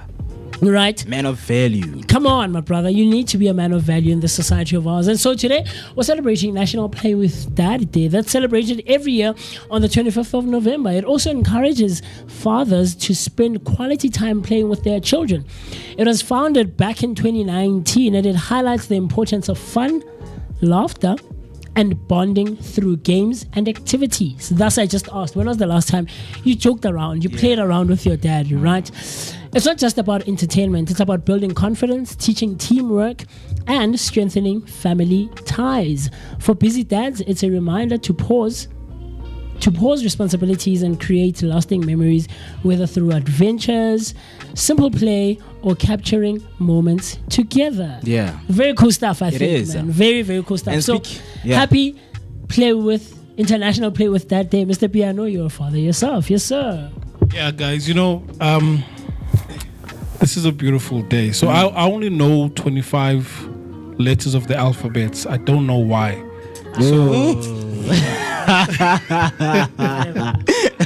But what do you think of these dad jokes? Look, there was a time during COVID, there's this YouTube channel. It's these guys are most of them are comedians, who've transitioned into actors, and so they have this channel that's dedicated to dad jokes. It's like knock jokes or things of that nature. Yo mama jokes. And it's dad jokes. So I don't know. I don't know. They're just dry for me. I also find I find them good. Yeah. I think it's those three guys. For me, I was watching those three guys who are always at like they're camping, something like they just create that scene of camping. Yes. Just sit there, the three of them, and one will just start. Just I mean, one would say, look, I told my wife that she should learn to embrace her mistakes, and then she hugged me. You are the mistake. Okay. So things like that, But these dad jokes are quite good. But whenever we joke with my dad, usually it's about things like your football or sports. Okay. Yeah, because I remember the first time he spoke to me about the world of dating. Yeah. It was a very uncomfortable conversation. Very weird. But it wasn't even a conversation. It was more of him giving me advice. Okay. So it wasn't a conversation where he's asking questions. It was just saying, look, I recognize Suguti, you are of age, Okay. and you know, if because this leads to the next conversation that we're gonna have about sleepovers and whatnot. And then he just mentioned casually, which look, should anything ever happen? Yeah, you know, you need to protect yourself and all of that. And I was like, okay, cool. Yeah. Yeah, but if we do talk and play, it's about football. Yeah. And then you guys laugh about it. Yeah. Exactly. Okay. I mean, for me, I still feel like, you know, I just want to use this platform, even if he sees it, man. I've never had that talk with my dad. What, right? the uncomfortable conversation? I've never, because he would just come off as this guy like, hey, when this is who you're supposed to marry. Hey, when I don't marry outside of our culture, you know, those kind of things. And I feel like those talks are very important, especially for guys. Okay. You know, because he has been through it. He has seen it all. Just share some of your perspective so that I can also learn. Right, on how to maneuver, on how to, you know, mitigate some of the challenges that I'm going to face when it, you know, comes to relationship wise and things like that. So I feel like this day, man, the national play with your dad. Nowadays, it has to be more like let's play around conversations, right? Let's talk. Let's, you know, have conversation about difficult things. Right, so it is very interesting. But talking about capturing moments together, I don't know if I have to disclose this because Mr. B right here was spending time and playing, of course, with his daughter, and you know, they were playing a draw me and I'll draw you. That's funny. Right, so these are some of the, you know, characters that we have. Nice man, cute. I just want to know the circles before their feet. Is that the knees? I shall tell you when she's 18. Those are pants. Understand? You have right here. I mean, these should be framed, guys. I mean, we are capturing them. This will stay with us for as long. I don't know as how many years, but very interesting, man. Very, very, very interesting that today we are celebrating National Play with Your Dad. With your dad. Yeah. Very interesting stuff, man. I mean, I'm a godfather myself, and Njabula's about what? 6 years this year? 5? Okay. How are cool boys? Yeah, 4, 5, 6 years. I think he's going to preschool next year, if not grade 1. And whenever I do get the time and I'm with him, because I try to visit as often as I can, I do play around with him. And then I can see that, you know, how beneficial and how great that that father-son relationship can be, you know. And man, his parents also get excited when I'm around, and I joke with him, and it's a cool thing, man. So let's encourage it, guys. I know more. You've stepped up, man. You know, do you play with the children, man? It's funny, man. It's funny. So, talk to us. If you are a father out there, or if you're fortunate enough to still have your father around, when was the last time you joked around with him? You know, when was the last time you had a good time and played with him? You know, because today, on the 25th of November, we are celebrating International Play with Dad Day, right? Yep. This past weekend, Mo, as we were at the Gallagher Convention Center, you remember how we were talking about if we were charging people to come and charge their phones, we would have made probably like 1,000 or something. A lot of money, man. And it was up chapula weekend. But in conjunction with that, on Friday, the country was in a national shutdown that was, propagated and instituted by the Women for Change movement, right? And the streets and social media were colored purple. And to show your solidarity as an individual, you were also encouraged to wear all black. So there's this lady on Friday, shout out to you, Bonolo. Bonolo goes to me, why didn't you lie down here during the day? Why didn't you show your solidarity? I'm like, Chief, we're working here. People are walking around. Absa people are here. People are, I'm lying on the floor. Chief, how does that work? Right? But I was like, look, I'm still okay. Black at least. I'm in solidarity, guys. But the reason for that is that we have seen an entirely huge spike in the domestic abuse, or just the abuse of women and children, right? And the women of South Africa have said enough is enough. And so with that in mind, today we're also celebrating International Day for the Elimination of Violence Against Women. That is the International Day for the elimination of violence against women.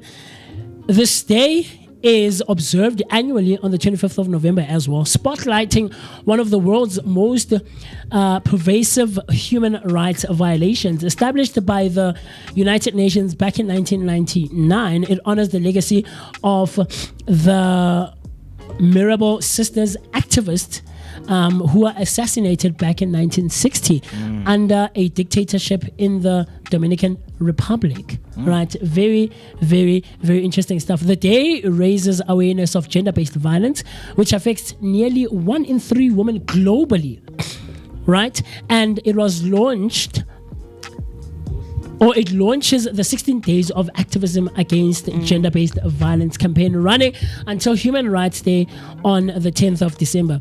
Recent themes emphasize the rise of digital violence, reminding societies that online harassment, stalking, and exploitation are as harmful as physical abuse, and urging collective action to end violence in all its forms. So very, very interesting stuff. So just because the 25th of November in South Africa have passed means not that the movement is stopping. We're still continuing because we're still seeing a spike and a continuity in GBV.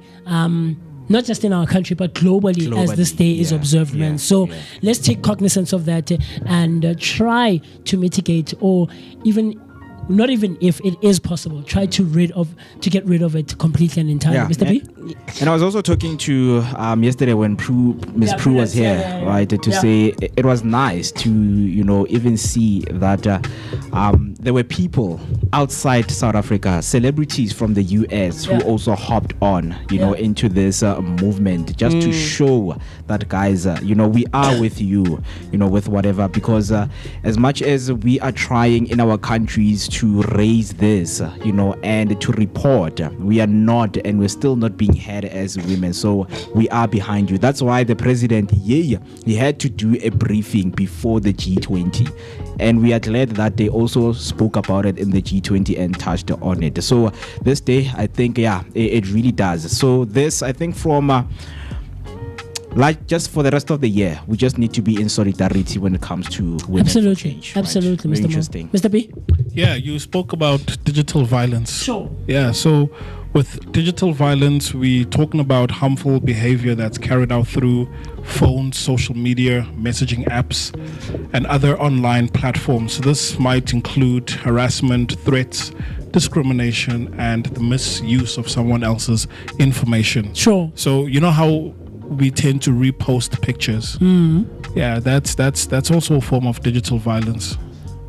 What kind of pictures though? So say for example there was a trending topic about, let's say, a minister or someone, and it's just pictures that shouldn't be out in public, and if you then reshare those images, it means you are participating in digital violence. I see. Harassment of some form, like those kinds of explicit pictures for some, for example. But that's on the extreme. But even sharing someone else's photos without their consent could be deemed as a form of digital violence. Sure.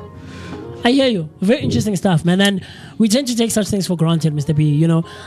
We tend to not be cognizant of such things, Mr. Mo. And we think, man, Rashap, man, what harm could it do? But when you continue sharing such content or such pictures, you're perpetuating the behavior, right? And you're perpetuating the conversation, where we should be striving to get to a point where we absolutely don't talk about those kinds of things, whenever they do come up, in and around our societies and our communities, man. Yep. Speaking of harmful stuff, right? Is your memory harmful to you, or is it good to you? My memory card. For the most part, it works in my favor. Afri? it declines sometimes. Remember that I told you that I have such a bad memory to such a point that even when I get to the ATM, I actually even forget my PIN code for my ATM card. That's how bad it is. Like even my grandmother stopped sending me to go throw money for her. Let's see how bad it is, right? So you chose Limpopo, ne? Yeah. So please give me those 5 items. I remember 3 out of the 5. Okay. Polokwane, Toyando, and Bela Bela. That's the 3 that I remember. There's Mapungube as well. Last one?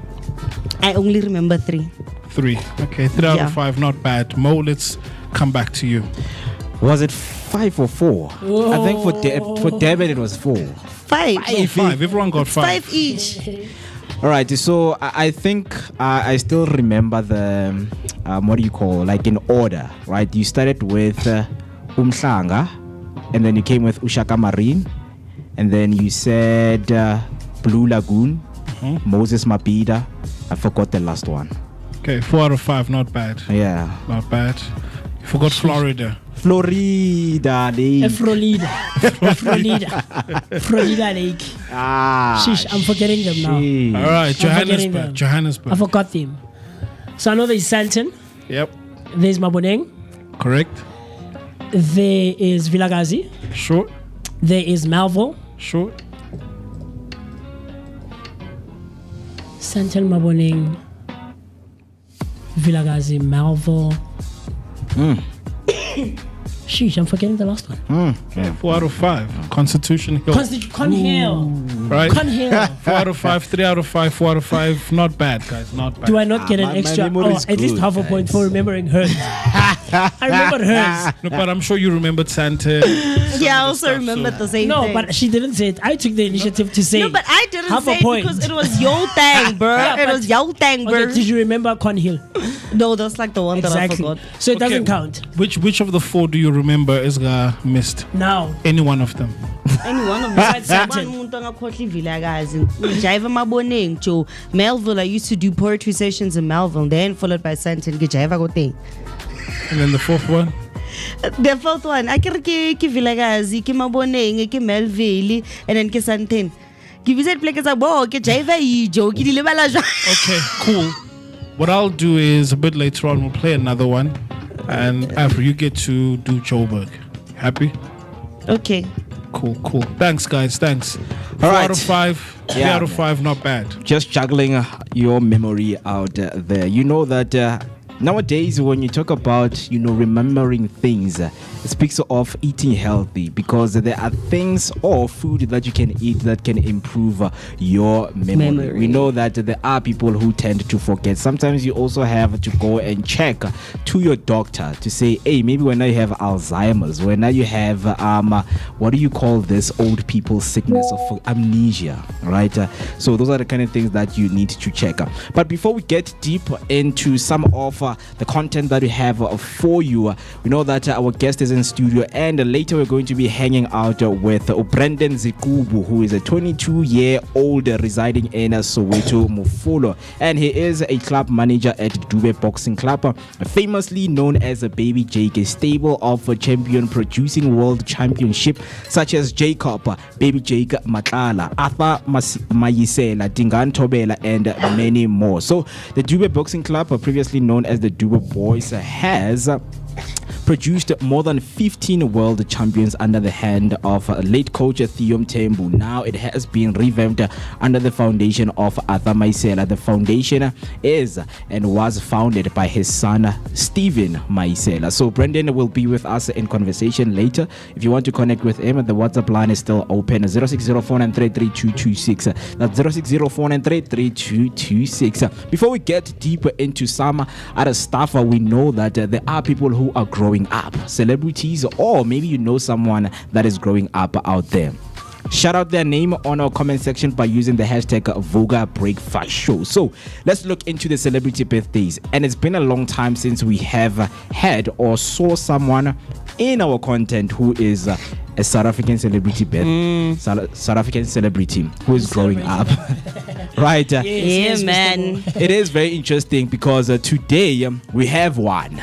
Right, we have one, and this guy, man, has been known to be, coming up with hits in Limpopo, right? And till today, man, people are still I think he has a album that he has released, because we know him for late releases when it comes to December. Because what's about December, people they want to get dirty. Yep. So, who are we talking about? Skabora Mureki. Yeah. We're talking about King Munada, and King Munada was born on the 25th of November in 1992, and he's turning 33 today. Now, his rise to fame, he's a South African singer-producer famed for Skabora Mureki, which is a song that everybody knows and was bobbing to when it came out. So guys, my phone just went haywire.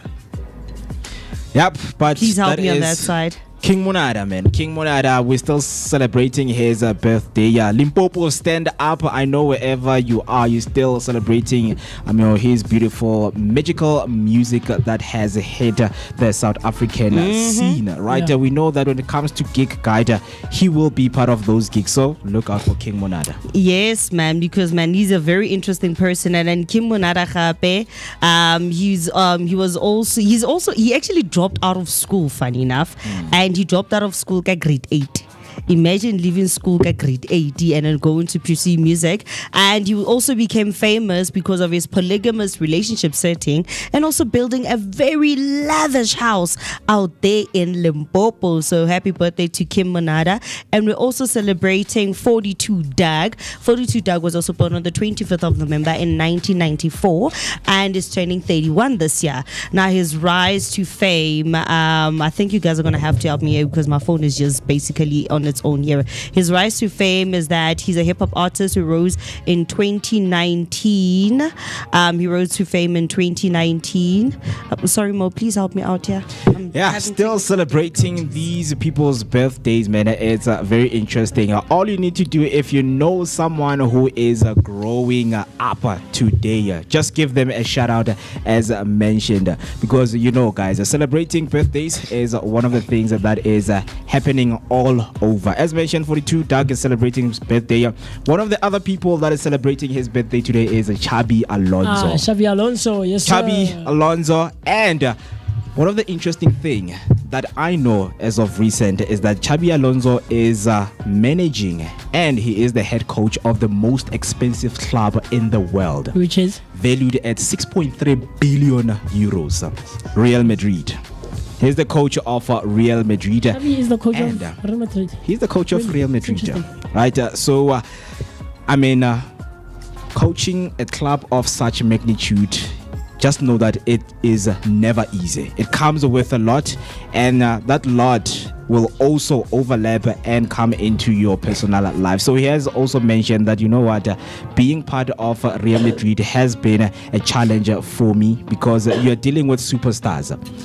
When you look at the front three of Real Madrid, you're talking about Mbappe, you're talking about Vinicius, you're talking about Rodrigo, we're talking about superstars, right? People who are, highlighted as idols of professional football in Europe. So Chabi Alonso celebrating his birthday, which is very, very, very interesting. Talk to us if you know someone who is growing up. By the way, he is turning and has turned 44 years old.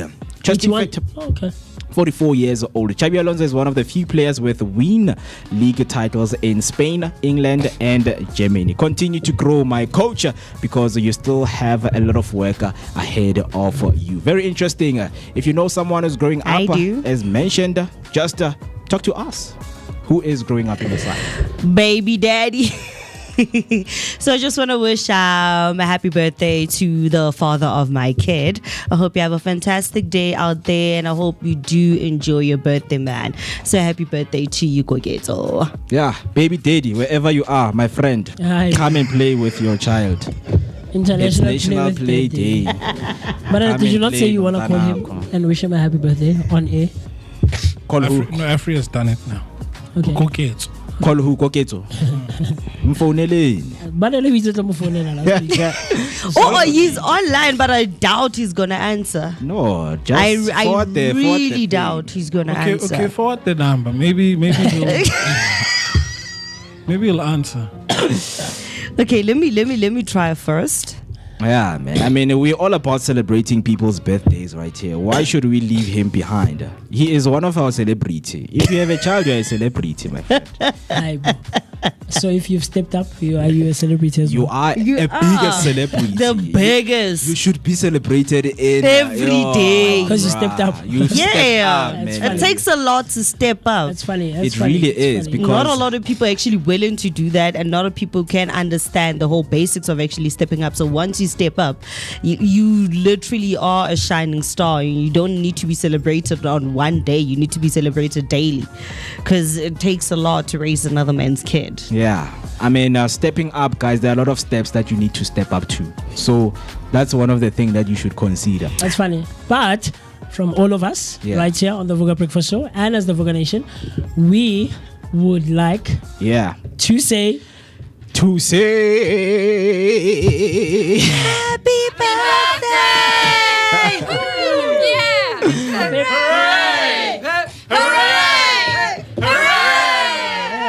Shout out, man. Shout out from to the Vooka Breakfast Show everyone who's growing and the up, Vooka team, and of course the Vooka Nation would like to say happy birthday to everyone who's celebrating their birthdays today, and we wish that the year will be filled with love, laughter, and everything else great, man. You absolutely deserve it. So the time right about now is 52 minutes after the hour, 8 o'clock. There's just 8 to 7 minutes before we hit top of the hour, and we're going to be getting into the conversation of sleepovers, but a bit later on we're also going to be hanging out with Balesa Mamogale, right? A broker consultant at Capital Legacy with 15 years plus of experience in the industry. You know that every Tuesday morning we always try to take care of you financially so that both you and I and the rest of the team can be equipped with the necessary and the great financial education and financial literacy that we need to navigate, in our lives as people who are in the workforce. Mr. Mo, yes sir. Yeah, it's a Tuesday. You know that Tuesday comes with a lot of wellness. One of them is financial wellness. But speaking of wellness, there is a discussion that we have introduced earlier before that we're going to talk about. Especially, it's all about relationships, right? You have elevated your relationship. You're dating someone. You guys have been seeing each other for maybe more than 6 months, more than 7 months. It can even be a year. Your relationship has elevated to doing sleepovers now. And a question that is going to be posed to the audience or someone who's listening right now is it time to introduce your partner to your friends, your family, or their family members for safety reasons? After how long? 6 months? 7 months, 1 month, 1 year. So let's start with 6 months. You guys have been dating for 6 months. Yeah, it's a funny conversation. It depends, I think. I don't think there's a standard thing across the board that applies to everyone. There's people who come with their people here after 3 weeks, you know, which is look, each to their own.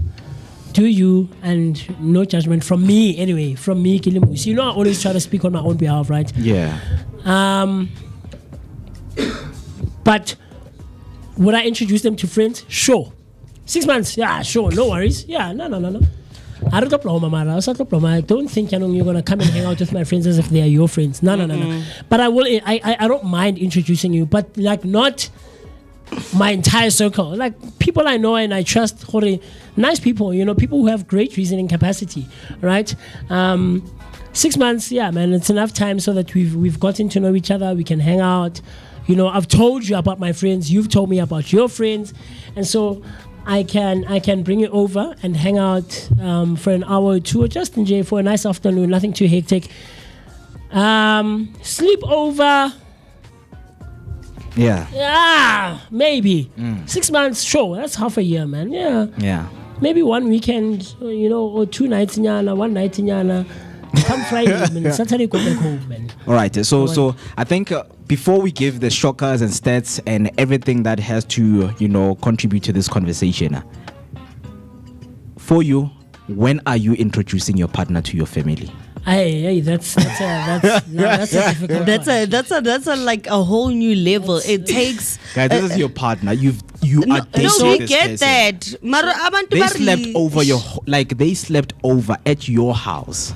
Are you telling me Yeah, that no, look, it depends. Are you want- living with your parents or not? That's Okay, a different okay. scenario altogether, right? If I'm okay. not, you're coming over to my place in my space. That one is right? different because Yes, you will then take can all come. the time to introduce to say, hey guys, I've been bringing this girl for like 7 months at my Yeah, home. man. Please Hey, meet man. her. But now, 7 months into the relationship, it comes a time and you're like, can you please come by for a sleepover? Do you introduce the person or you don't? Yeah, but that's the thing, Mo. If you have your own space like I do, Yeah. she's not going to meet anyone. She's not meeting my family because Okay. one. Yeah. There's no one to meet. Yeah. If I'm going to introduce you to my family as my partner, then it's an active and an intentional decision that I've taken, right? It's not going to be something for me. This is me talking. I'm speaking on MooCee's behalf, on my own behalf, right? Yeah. It's going to be a very well thought out decision. It's not going to be something, hey, no, let's go. We have a family gathering. Or there's a wedding. Go. No, Chief, hey, no, man. So let me set the context. So you're asking Opali Santabi saying to spend the night. So she says to you, no problem. But my parents or my friends or people in my circle, they need to know where I am, right? And you don't have a problem with that, no issues. But then she then says, look, so I need to tell you, or you need to come and meet them so that they know who I'm with. That I don't mind. So you don't mind meeting? Me meeting your family. Yeah. Let's do it. If you're comfortable. Okay. If you're comfortable. Okay. Right. And here's the thing. These are some of the conversations that we barely ever have when we start dating different people. Right. Because the relationship that you have with this girl is not going to be the same as the relationship you're going to have with the next person. Do you get what I'm trying to say? So if your mother, your brother, your sister, whoever in your circle or a friend or whatever says, look, I hear that you want to go and spend the night or the weekend at MooCee's place. I need to know where MooCee's house is. I need to know just whatever. There'll be a checklist, obviously. Great. I want to see who MooCee is. I also have that, like with my cousins, my sisters, friends who are females. I want to know. Yeah. So that I can identify that Banele. Do you get what I'm trying to say? But as for me, you meeting my family or my friends or the circles that I run in, then you see what it leads to. It means we should have had a conversation or a couple of conversations about those kinds of dynamics. Yeah. Because now if we don't, we get to a point where it's uncomfortable now and it's as if we were trying to one up on each other. Mara, you met my family, why can't I meet you? No, it doesn't work like that. Why? It doesn't work Introduce like my that. brother. I get it. At this point, you are the relationship is now elevating. Sure. Where we're no longer just meeting at the mall or at. No, sure. So Now we know if each I'm other. We're gonna more or less comfortable with if each I'm other. gonna spend the night, and also the point here is that because of GBV, Sure. now we want to make sure that we are at least safe because we don't know if someone is a psycho. So it's best if I meet your family, or not even family, but your friends, your circle, Based on what? so that if anything happens to you, Ksasa, I know who to call. Oh, okay, no. Safety No. precautions. Here's the thing. I'll tell you, and I was telling you this exactly a week ago, actually. Or like a week ago, last week when we were talking. There's this girl I was dating, right? It got to a point where she knew by virtue of the Truecaller app on her phone, right? If I didn't have airtime or my phone was flat or low, whatever, and I needed to call her using a friend's phone, I have about 3 friends that she had access to in terms of calls and WhatsApp. Telephonically? Yeah, right. Even on WhatsApp, because obviously the number is active on WhatsApp. So she would know if I call and the Truecaller app goes, Moeketsi Maimane, that's MooCee calling. If the Truecaller app goes, Banele, that's MooCee calling. If the Truecaller goes, Afriperi or Moeketsi, that's MooCee calling. Right? So you don't have to meet my friends. I don't think it's a have to. I think it's subjective. It's subjective. if we do get to that point, or I'm comfortable enough with you to say, okay, come through. This is the Moeketsi that I'm always using his phone, right? You can put face to name, but you know the people that I hang out with. Because when we're talking, I get Rasebelan, do we not do that? Pillow talk. With our people, right? Pillow talk, yes. So you know my friends. Maybe on a picture, I post them. I've told you about them quite a number of times. But I don't need you to coming around my circles, hanging out with me as if my friends are your friends. No, not hanging out. It's not hanging. It's look. Since the relationship is now elevated, we're 7 months into the relationship. I need to know is something. That's where I. No. They need to. Says who in whose no. But you see, let's define terms here. Sure. There's different types of relationships. Sure. There's relationships where you don't even want your friends to know that you're seeing this person. Fair. Here we're talking about. Fine. Here we're talking about someone whom you. I'm seeing a future with this partner, person. Right? Sure. Now you want to then escalate this into let's spend the night together, and they say, look, before we can even do any of that, I need to know who your circles are, whether it's your friends or family, but I need to know those individuals. But from what you said earlier, you don't have a problem with meeting her family. No. Yeah. Okay. Afri, in closing. So for me, in closing, it all depends on the whole situation, and it also depends on how we set our relationship or how we see ourselves in the future. Yeah, we're like this. Hear me out. There are some people that we can date for 6 months, and hear me out. Let me cook. I'm gonna clock it very soon. So there's some people that you literally cannot introduce after 6 months, or even if they sleep over. Reason being, some people, when you introduce them, they naturally assume so meaning that before you actually introduce somebody, or even you have a sleepover, you need to sit down first and actually source out what expectations you both have from each other in terms of when it comes to the whole introduction. And introduction does not automatically say that next week some people, trust me, I know some females who are like that. If we get introduced to a family member, in my head, sorry, we'll come back. Like Now, we were not there. Okay. That's how I see it. Relationship has elevated. The person is there for a sleepover. Do you introduce them or you don't? How about you, Mo, in closing? How about I will you? Introduce the person, man. To your parents, because your dad, your we have brothers. seen in social media. Imagine the next thing you see a post in Facebook saying this person is missing. You did not disclose anything. She did not disclose. That's extreme, guys. You guys are coming up with scenarios that are extreme, and I get it. It's broad. It is. In that context, yes, I need to know.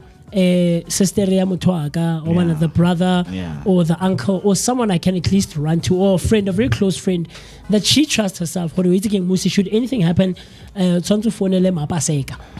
should anything happen, this is the person to go to. Understand? And the other thing is that, and I'm closing it now. The other thing is that with all these different scenarios that we're coming up with, or we're trying to talk about, there's different people to go to with regards to different situations and scenarios, right? There's situations where I know that your dad, it's gonna be difficult for me to go to your dad, because he's gonna shout at us, what are you guys doing? Why are you drinking? Why are you driving? Why there's all kinds of contributing factors and variables, right? and so there's different people, Mr. B. I think there's different people to get in touch with for different scenarios and situations. I don't know about you, but that's where we're gonna put a comma. We're putting a comma, we're not putting a full stop.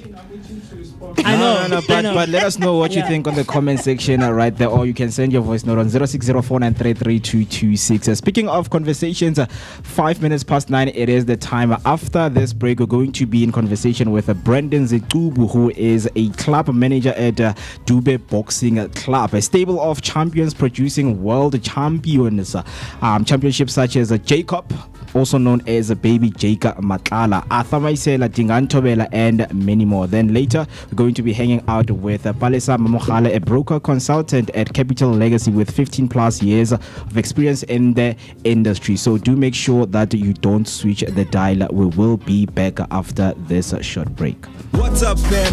Chilling with your boy Moeketsi Maimane, aka Max for maximum temperature. I am the son of Mother Nature. Let's go. My name is Naomi P. Umkabayi Gamakosazana. Hang out with myself, the one and only MOOCEE. Yes, my name is MooCee Mist. On the Vooka Breakfast Show. Yo, check this out. Durban Streets, what's poppin'? It's the Vooka.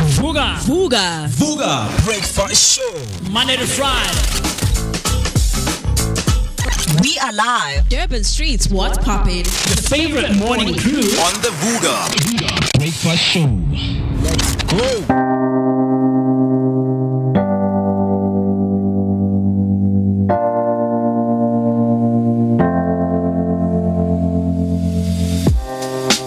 Living for weekends, wishing I could take a break from this world. Running on a hamster wheel, but searching for something I can't feel. I just wanna be a lost girl and fly. Take a breath, feel my wings spread, levitate above the ground and make eye contact with clouds. Now I'm rising, I'm soaring above it all. I just wanna be free, finally. I wanna be free, finally. I wanna be free, finally. I wanna be free, finally. I always stay dreaming, never imagined I lose my spark. Living in this crazy time, putting back the pieces of my mind. I know how to run from the dark and fly. Take a breath, feel my wings spread, levitate into the clouds. I'm so high above the ground. I'm rising, I'm soaring above it all. I just wanna be free, finally. I wanna be free, finally. I wanna be free, finally. I wanna be free, finally. Higher to a bird, you, I'm rising, I'm soaring above it all. I just wanna be free, I wanna be free, I wanna be free, I wanna be free. It is 9 minutes past 9 on a very beautiful Tuesday morning. Still giving you that energetic start to your day, accompanied by a daily dose of positivity. Talk to us and engage with us throughout our social media platforms. It is a hashtag Vooka Breakfast Show. The WhatsApp line is open for calls and voice notes. And the number to dial is 0604933226. That's 0604933226. As mentioned, that we're going to be in conversation with Brendon Zikubu, a club manager at Dube Boxing Club. Right now, we are not going to have a conversation, but we're going to be throwing punches. Jab, jab. That is where we are. I think I need to run because I don't know how to dodge. Exactly, right? So he is here, is going to tell us about all the tale in terms of how did he become a club manager at a very young age. But before we do that, Mr. Brendon, welcome. Thank you so much for taking your time to join us right here on the Vooka Breakfast Show. How are you doing on this Tuesday morning? I'm okay. First of all, I'd like to thank you. Yeah. Please come a bit closer to the mic so you're nice and audible. First of all, I'd like to thank you all for giving me this opportunity to be here. Yeah. And when I got inside here, I loved the energy. Man. It was amazing. Yeah, I'm feeling great this morning. The weather, you see, I don't have a jacket. It's quite chilly. I just wanted to show off my t-shirt. Yeah, of course you have to. Yeah. You have to. Right. I mean, you know that it is still a chilly morning for the people who are in Johannesburg. And, of course, we are also broadcasting live online to the people in Durban. We know that their weather is also chilly under the 21 degrees Celsius. But as we are here, we are about to up the tempo. Right. You are 22 years old and you're a club manager at this boxing club. Tell us the story. How did that come about? Well, let me take it back. When I finished matric in 2022, I decided that I wanted to do boxing. Actually, I wanted to just lose weight. I never wanted to do anything with boxing. So I didn't have enough money for a membership. Yeah. So back then, we were not charging for memberships. Yeah. So it was for free. But not for free. You have to pay with your face, of course. Like you go to competitions. Okay. I was like, you know what? It's fine. I don't mind. And fast forward, I met Uncle Steve, who is the founder of Ata Myself Foundation. Okay. He introduced me to becoming actually an entrepreneur. Because when I came there, my mindset was employee mindset, not an employer mindset. And that's how it happened. It was by chance and opportunity and just following. You know, when they say follow the process, I didn't even know that I was going to be here. Yeah. Yeah. Very so interesting. that's how it happened. Yeah. And it's not something I planned. It just happened just because I'm a person who's very enthusiastic. You understand me? I don't like giving up. Yeah. And if I put a goal on something, I make sure I follow it up. Yeah. So he saw that, okay, this young man loves this thing, so let me just give him that opportunity to become this. Yeah. And we've been open for 5 months. We're running quite well.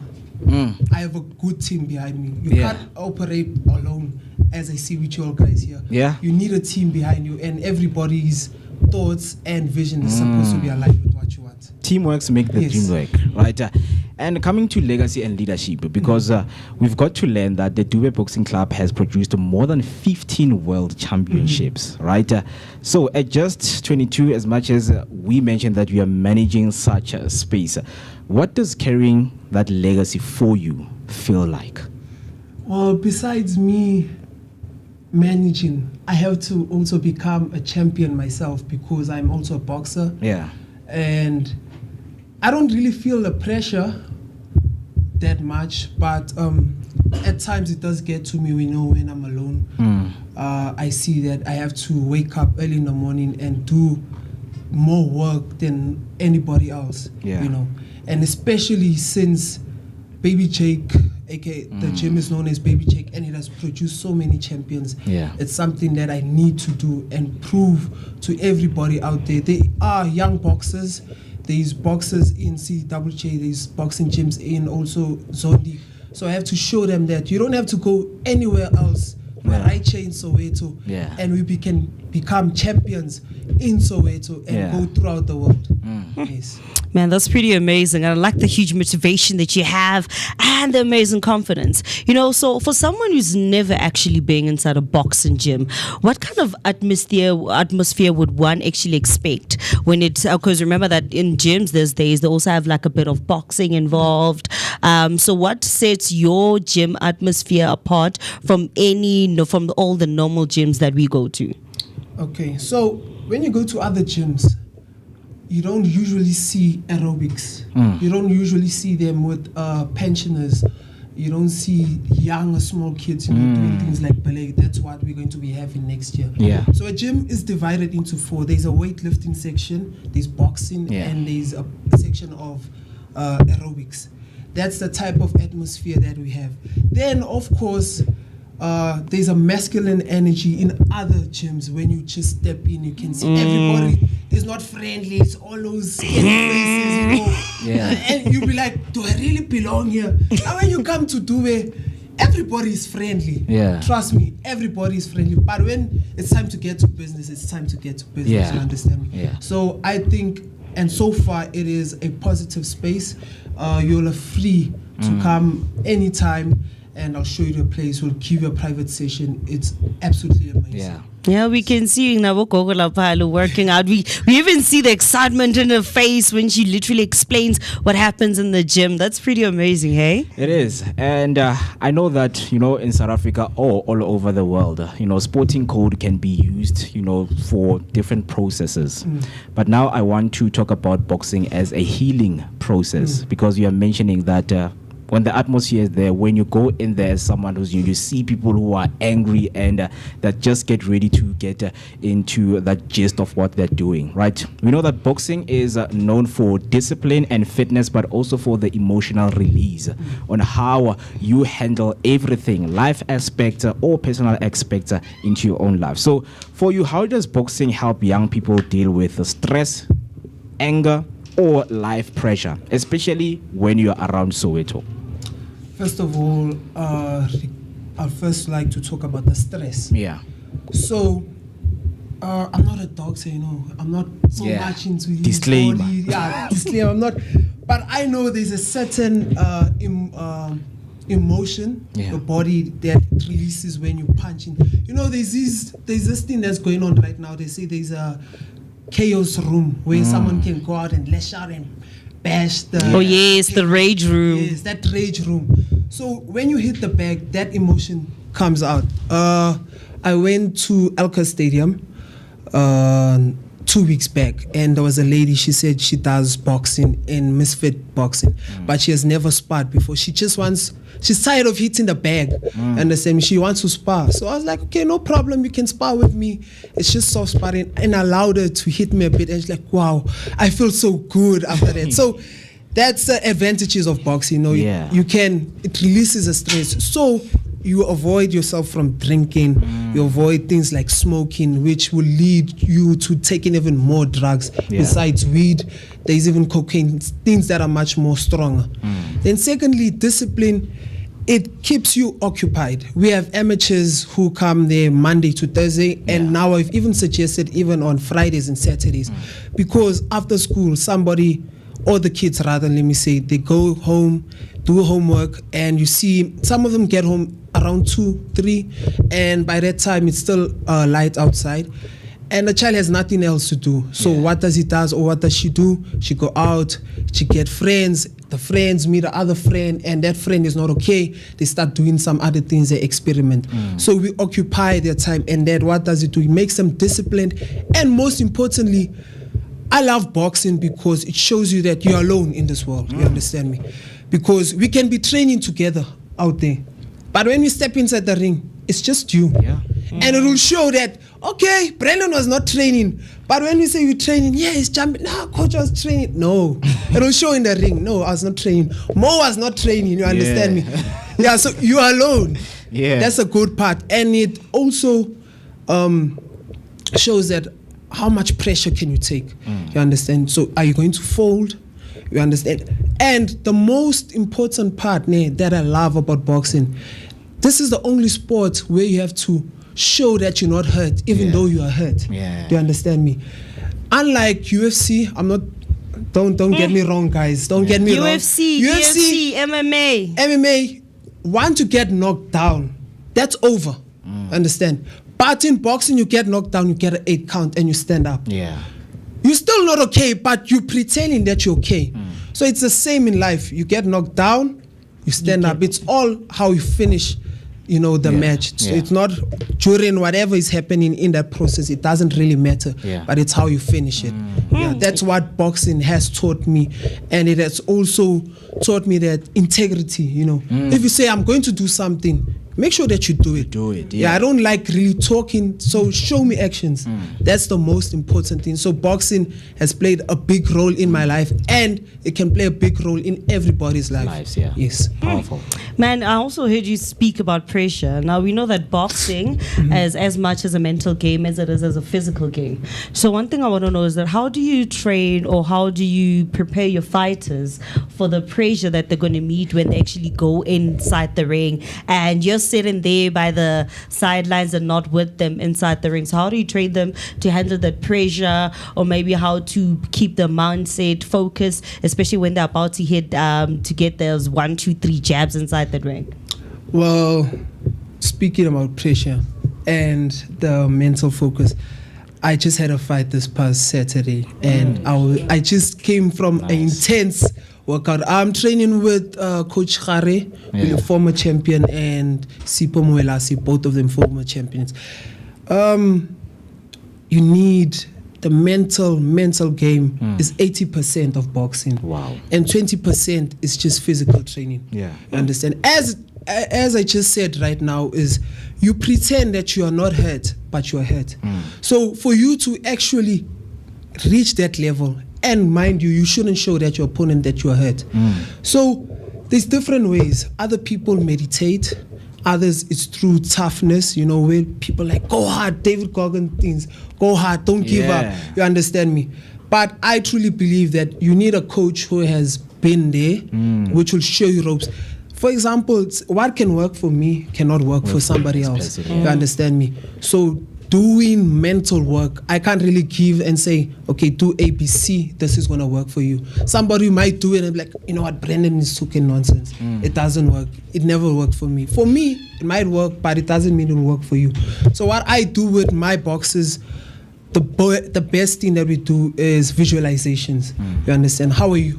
Imagine the emotion that you're going to feel inside the ring. And then also, most importantly, how you spar is how you fight. So if you can not handle the pressure during sparring, which is mental pressure, you will never handle it during the fight. So that's how we prepare our boxers at Dube Boxing Club. Yes. Very interesting, man.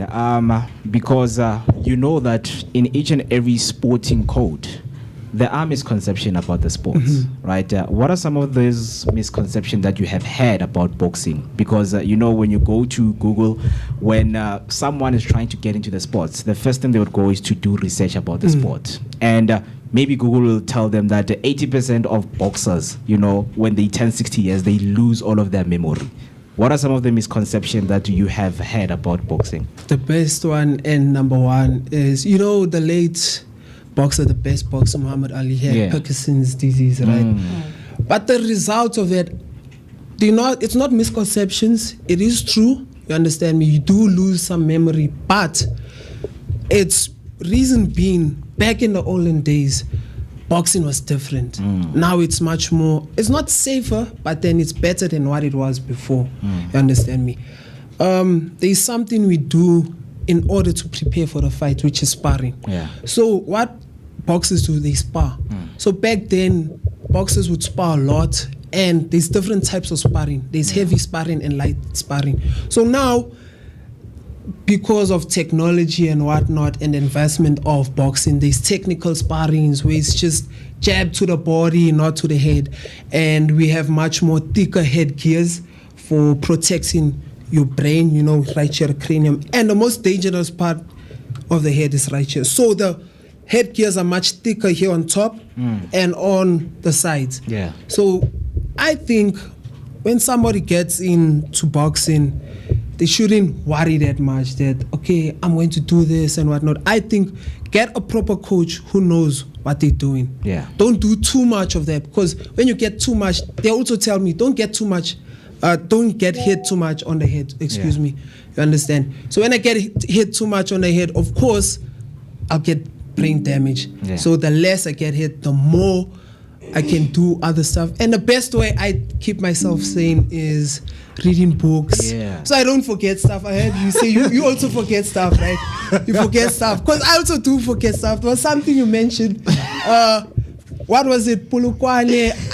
He mentioned, and I forgot them. But the question was related to, I was like, ooh, imagine if that question was related to me. So even things like business make me remember stuff. Reading books, you know, not just novels, but deep books. Deep books, right? Before we let you go, I have quick rapid fire questions for you. I'm going to call out the names. You only choose one, right? So the game starts right now. Muhammad Ali or Mike Tyson? Muhammad Ali. Floyd Mayweather or Manny Pacquiao? Floyd. Lennox Lewis or Evander Holyfield?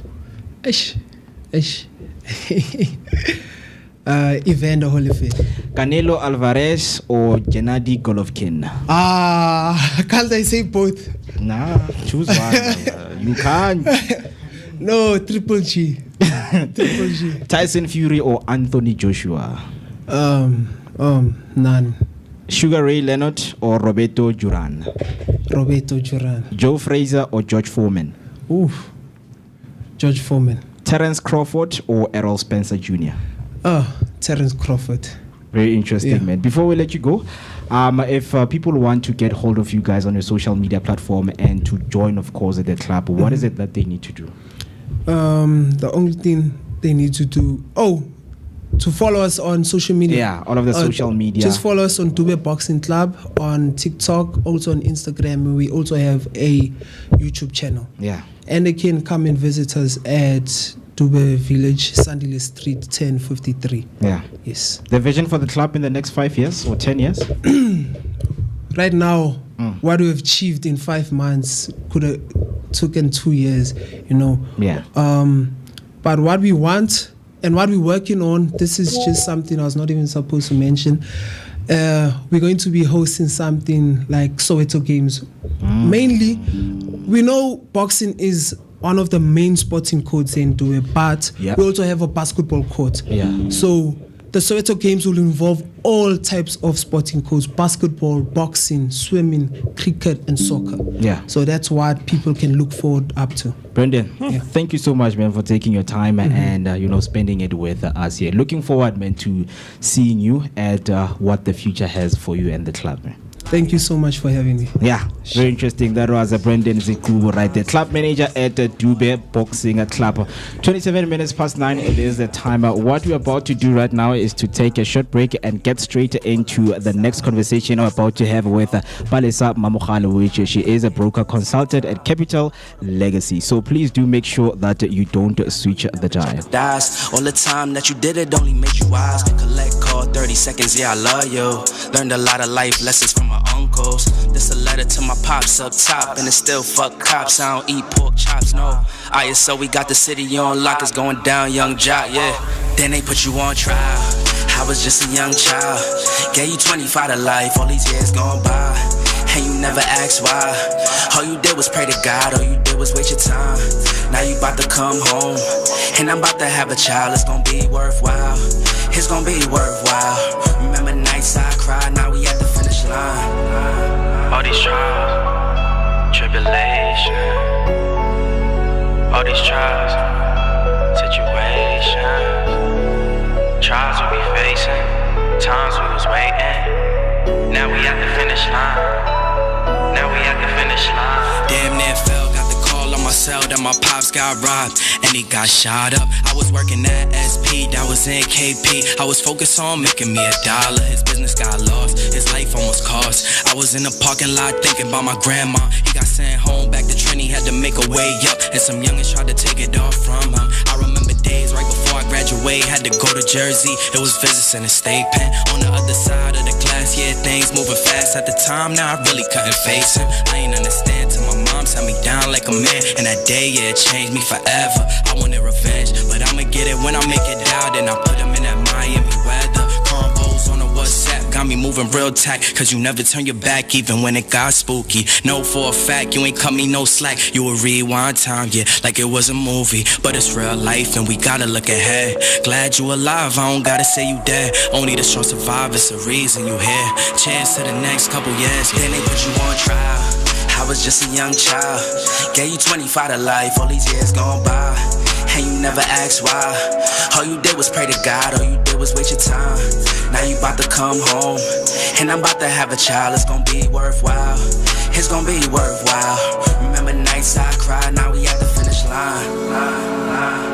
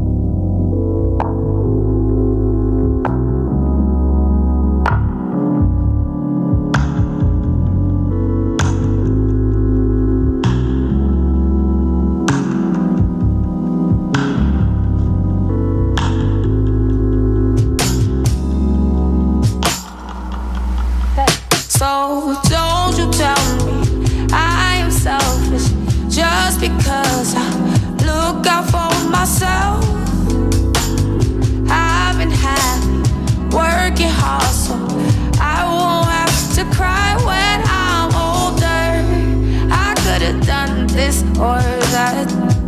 I remember when I used to. Don't do it 'cause it doesn't work. I'd rather tell him, shoot your shots. I did it, so I know you got this. We're all living one manifest. You'll get your dreams, just do your best. So don't you tell me I am helpless just because I'm searching for myself. I've been working hard just so I can say I told you so. I told you so. What's up, fam? Chilling with your boy Moeketsi Maimane, aka Max for maximum temperature. I am the son of Mother Nature. Let's go. Famous Naomi P. Umkabayi Gamakustazana. Hang out with myself, the one and only MOOCEE Mist. My name is MooCee Mist on the Vooka Breakfast Show. Yo, check this out. Durban streets, what's poppin'? It's the Vooka. Vooka Breakfast Show. Monday to Friday. We are live. Durban streets, what's poppin'? Your favorite morning crew On the Vooka Breakfast Show. Let's go. Yeah. Conscious. It's still your energetic start to your day, accompanied by a daily dose of positivity. And for you to connect with us across all social media platforms, we are Vooka Breakfast Show. Not forgetting that we're also streaming online. If you want audio only, just tune in into Underground Radio. If you want to call us in and ask any of the question, if you have questions for our guest right here, Mrs. Palisa Mamokhale. Right, the WhatsApp line is still open. The number to dial is 0604933226. That's 0604933226. Still Tuesday morning. Tuesdays are always for wellness. Then talking about wellness, financial wellness is what we are always trying to strive for. Mister, talk to me. Financially, are you good? My brother, by virtue of the Vooka Breakfast Show, and by virtue of Liberty, shout out to Liberty Life, shout out to him too, who's been giving us great financial literacy and financial education. Rashika Mahara as well, did a 3-part series as well about brokership and things of that nature. So I've been learning. I know you and I, months ago when we started this conversation on a Tuesday, I think it was with Osvaldo Nyaka, right? A resident family member of ours. You and I agreed that, we are impulsive spenders. Yep. But I think as the months have progressed and as we've been learning quite a lot, we have slowly been reducing that trait about ourselves. But there's still so much more to learn on. The time right about now, 34 minutes after the hour, 9 o'clock on a Tuesday morning, the 25th of November 2025. And we're going to get into such a great conversation, like Mo said, with Osbalisa Mamokhale, who is a broker consultant at Capital Legacy, but of course also a member of the Liberty Life family, right? There we go. She has 15 years of experience plus under her belt, and she currently takes care of the business partners at Liberty Life, right? Very, very interesting. So welcome. Thank you. Welcome. We appreciate you taking the time, and shout out to him too as well, who has made it possible and put us together so that you can come through. Let's quickly get into it. Okay. We've been talking over the last couple of weeks, we've been talking all things wills, right? And about 2 weeks ago, Will came through and he sat with me and Banele, and we thoroughly spoke about wills, what it entails, the things that you should consider when you're drafting a will, and then even after he left, Banele and I did a deep dive, as to what is the difference between a will that is enacted when one passes on versus a living trust, things of that nature. So let's talk about it. Someone is listening, is watching. There's a 23-year-old, there's a 49-year-old, right? They are both in the working force, but both don't have heard about wills, don't have wills, but have been considering it. So let's start here. What What is a will? Okay, so it's a will. It's a document where you basically put down your wishes. Okay. Sure. It's document that you need to leave your legacy to your family. But Sure. what's important is that you're able to direct those left behind in terms of who are you leaving those assets to. Who are the guardians that you're going to appoint if that member or that client has minor children? Sure. So it's basically directing those who are left behind in terms of what are your wishes when you've passed away. So you're given directions. It speaks for you when you're no longer there. So the simple form of just explaining it, that is what it will. And this is in document form, and we've got it in writing and as proof in terms of sharing it with those that you've left behind to say these were the deceased wishes and we're going to honor them this way. So it's direction, just directing us. Very interesting. And you talk about, legacy. And when you talk about leaving a legacy, for someone who doesn't understand, what does that truly mean beyond money? And how should ordinary South Africans think about their legacy in their everyday lives? A legacy can be for every person as an individual. The definition will be different. Will be different. Yeah. It doesn't have a one size fits all definition. But what is definitely important is that they should be aware that a legacy could be a bank account where you've got a savings sitting in the bank account, because people never actually take that into account. They don't see it as something important. But who are you leaving that money sitting in the bank account to in the event that you pass away? Yes, we normally talk about if they've got assets, vehicles, property, if they've got investments and so forth. But the small things in terms of my clothing, you can be able then to direct to say these items or this particular ring or this particular watch that I own that has been very significant to me all my life, I want to leave it to this individual.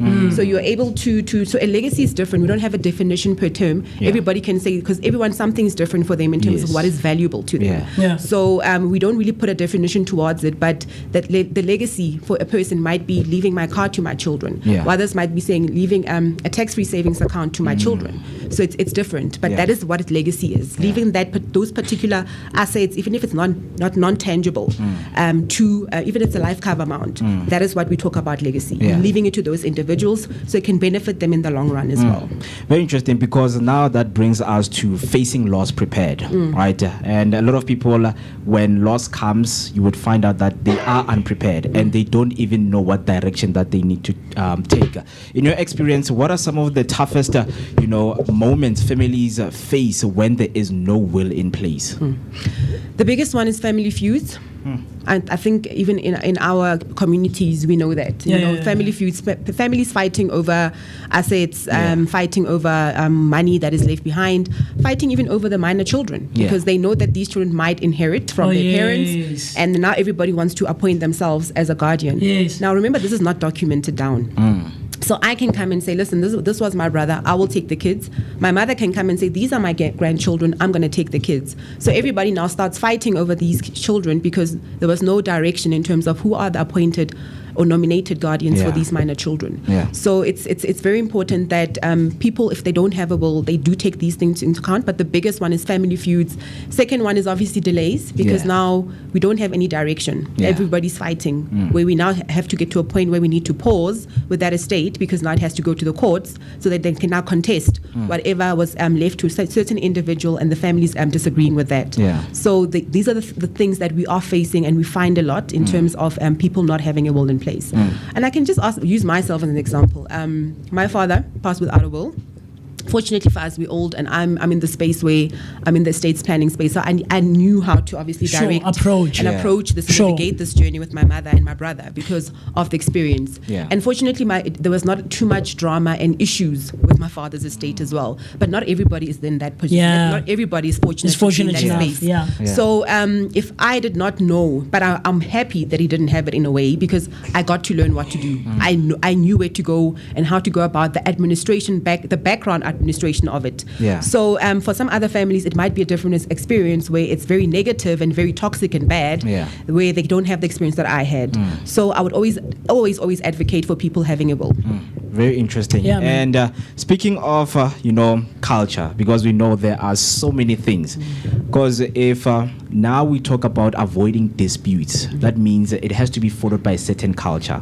In South Africa right now, we still have a problem of the will culture, right? And we know that when people are avoiding drafting wills, there are certain reasons, right? Till today, people are still avoiding, drafting wills. So talk to us. What is the reason behind people avoiding drafting wills? Is it fear or is it lack of knowledge or something else? And understanding, of course. Absolutely lack of knowledge. And you mentioned both of them. Yeah. People, when you speak about whether it's a life cover, death actually, in our communities, in our culture, when you start speaking about death, they'll put you off. They'll be like, why are you talking about, do you want to kill me? Do you want me to die? Yeah. I think we most of us have been in that space, where if you're speaking to your mom, or where are your policies? Do you have a life file? Something as simple as a life file. Do you want to kill me off important, already? yes. Where put policies?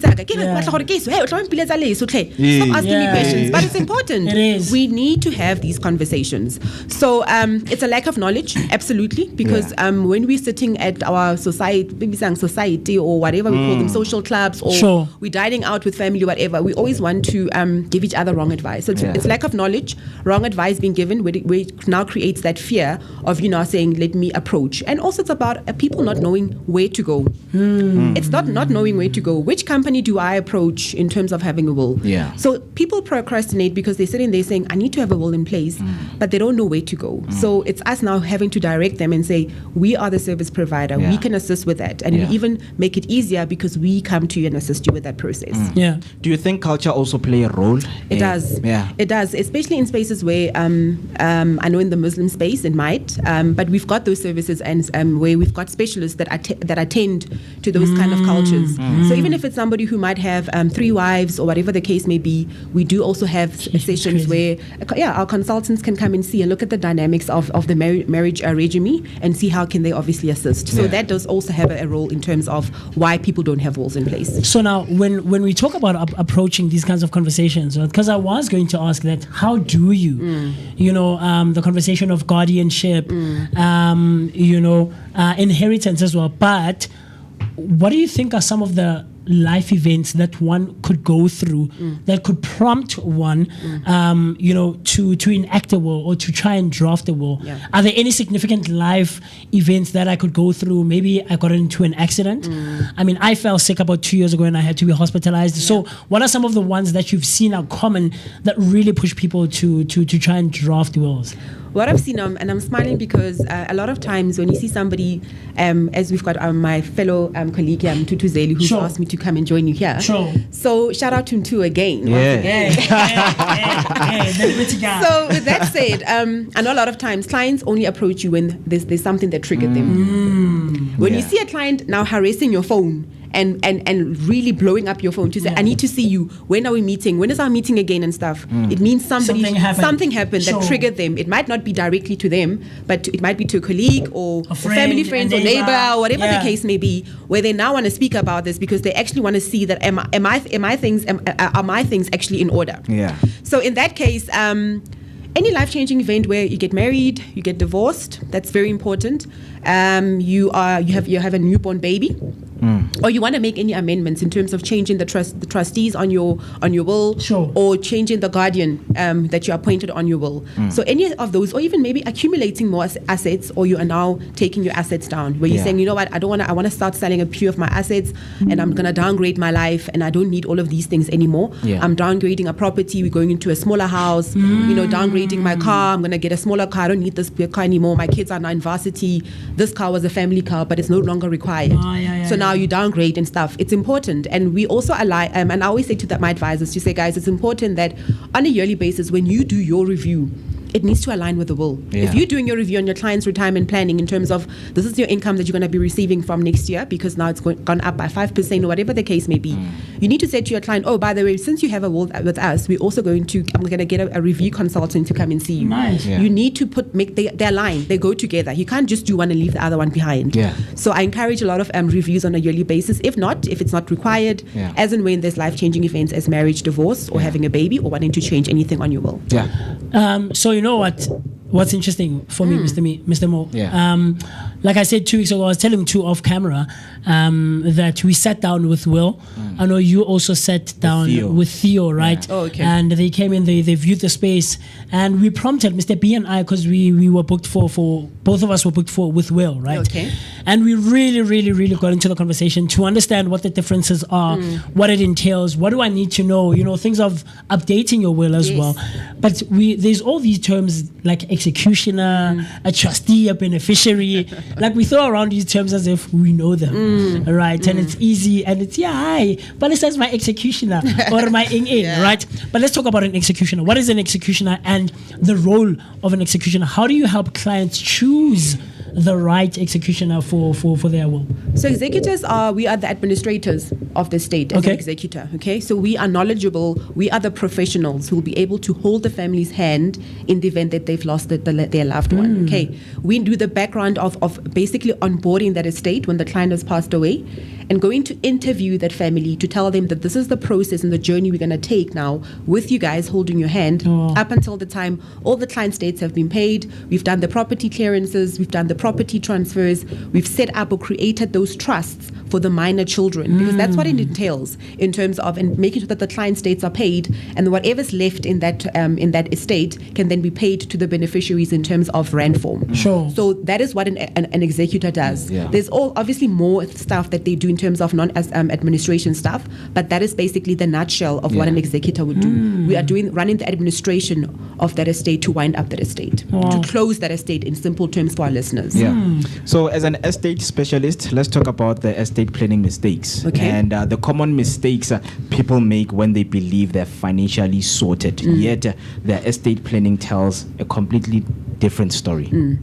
What is the mistakes? So the beautiful thing about our offering is, as you mentioned, Will came to see you and Theo. That is why we encourage our clients get somebody to come and sit in front of them because then all the questions that you had for Theo and for Will were being able to be addressed in that session. Sometimes it can be an information session just to understand how we operate. Sometimes it can be a session where you say, I want to draft a will and ensure that all my stuff are in order.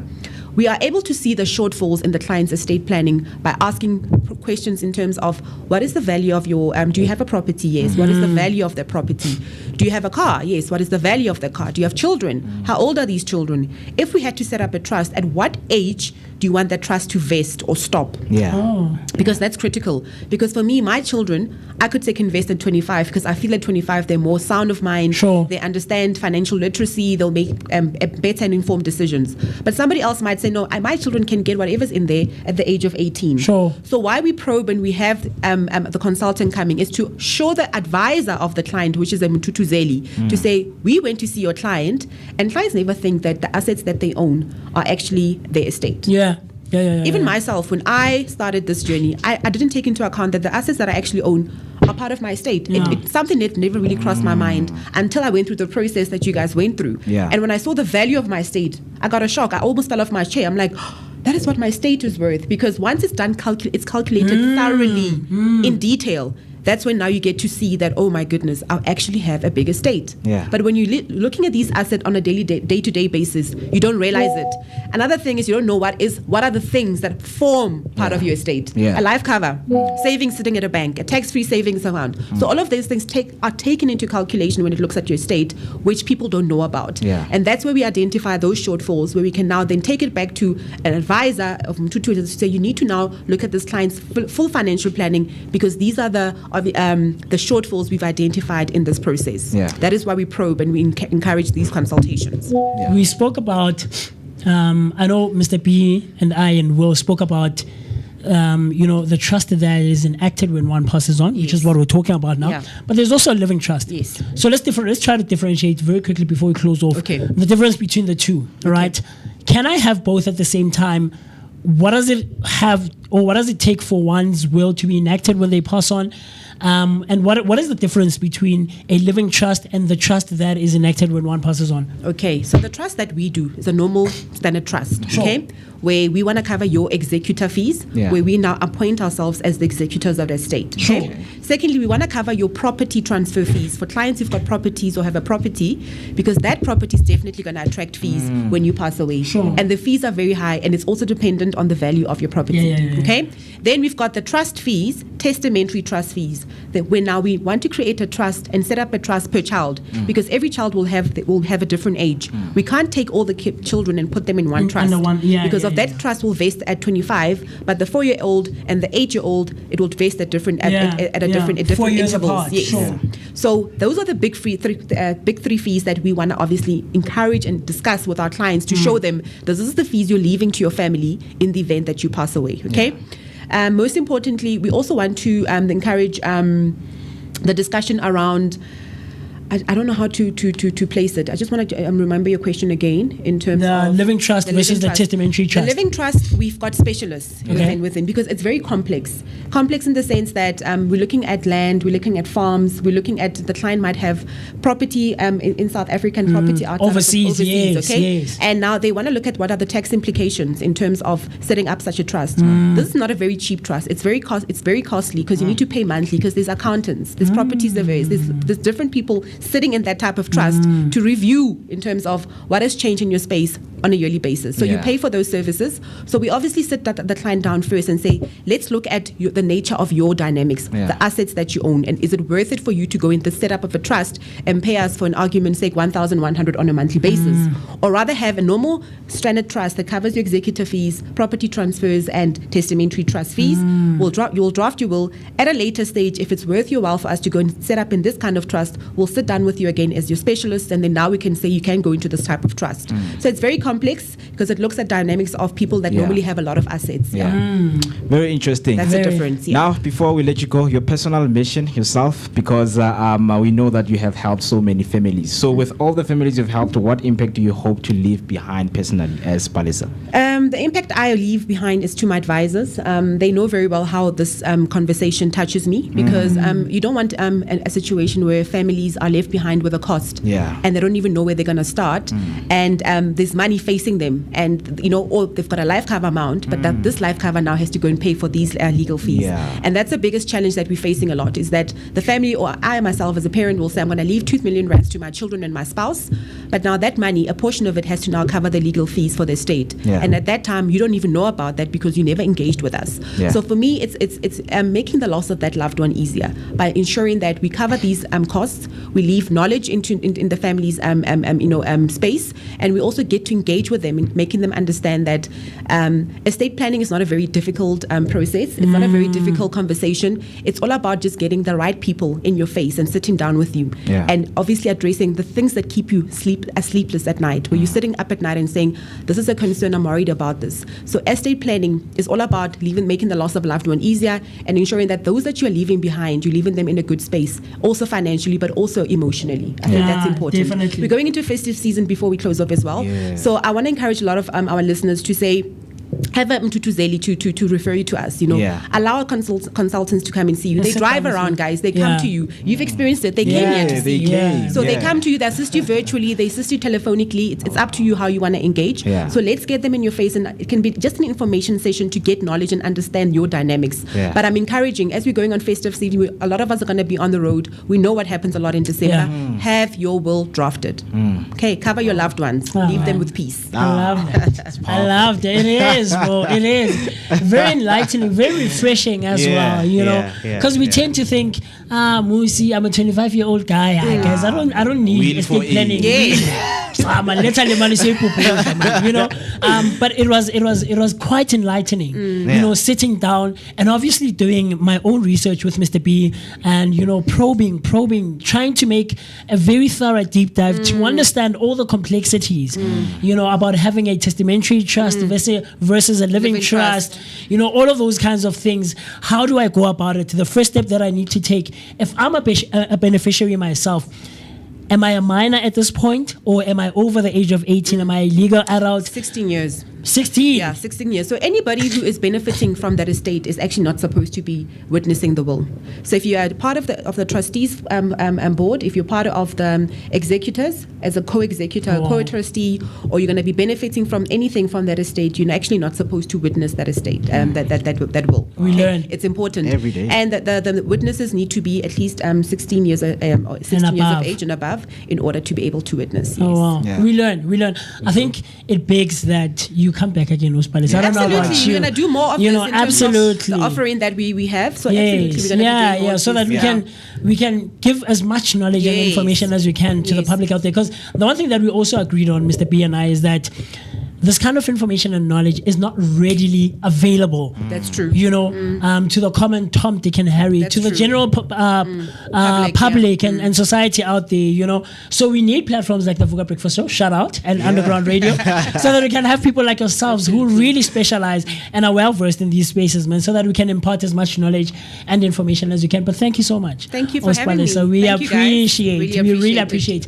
In closure, someone wants to get in touch with you, with Capital Legacy, with Liberty. How do I go about it? Where do I find you? Everything else in between. Okay, so I think the platforms that I feel that in terms of conversing here with this offering is with my Facebook account is Palesa Mamohali. My accounts are my name and surname. Okay. Straightforward. Palesa Okay. Mamohali, no underscores, no nothing. Yeah. Palesa Mamohali to the T. And then obviously on LinkedIn, I'm Palesa Mamohali. They will show me your face. My face will be there showing me that I'm a broker consultant with Capital Legacy. Sure. Giving obviously a bit of my bio as well in terms of where I've been in the industry before I joined Capital Legacy. Sure. So that's where you'll find me, and then I can be able to refer you to our specialists who can then come and assist you at your own home, at work, or even virtually. Sure. Nice one, man. Nice one. We really appreciate it. Quite enlightening. Yeah. Very knowledge based, man. Yeah, So, Mr. Mo? we've got only 4 minutes, right, to wrap up even the show as a whole. And one of the days that we are celebrating today was International Day for the Elimination of Violence Against Women. Oh. We know that so much education needs to be given to women also. And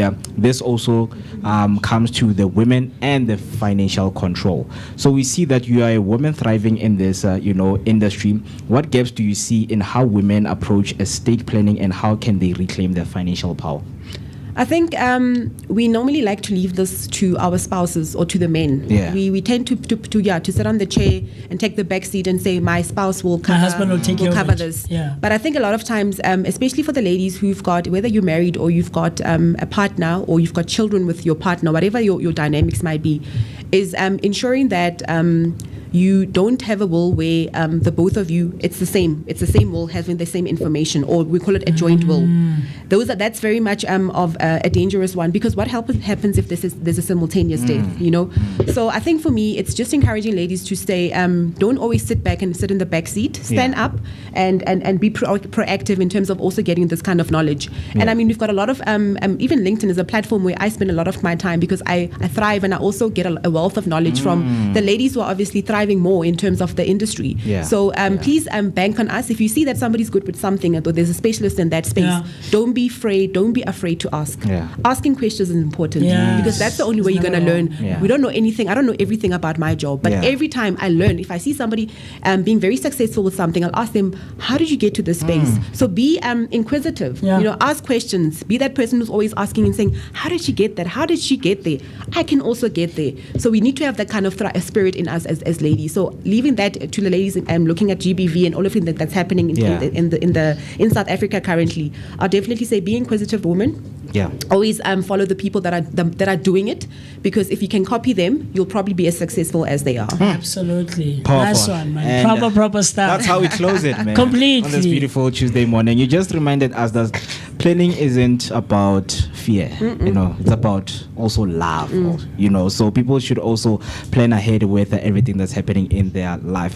But with that being said, we had some comments right there on YouTube. Underground Radio joining the conversation. Like, good morning from Underground Radio. Underground and then Miss Q Radio. saying, good morning, Vooka Nation. Hope you're having a good day. Hello, and Miss a blessed Q. day to Hello, Miss you Q Rams. all. I love it, though. Anything else Mr. from Mo, your side? I'm looking forward to Saturday. Going to be out at the Maurice Isaacson Center for Music, and we're going to be doing the Voices Without Borders, the Harmonious Chorus. But with that being said, looking forward to the rest of the week, and God willing, we'll see each other tomorrow. Yes, sir. Yeah.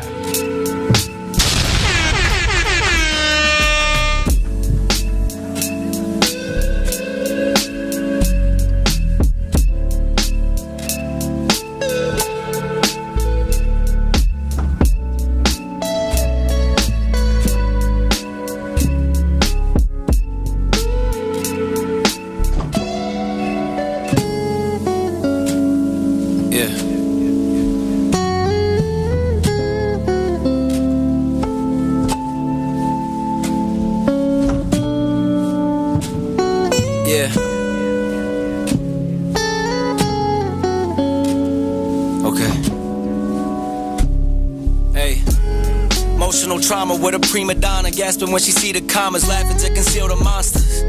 I feel like Kanye when he lost his Donda. When my father left me, you were there to heal the pain I conquered. I never pay you back for what that meant to me. Some scars just fade physically, but never leave mentally. It's where we're people spiritually connected, turn to enemies, and memories turn to villain origin accessories.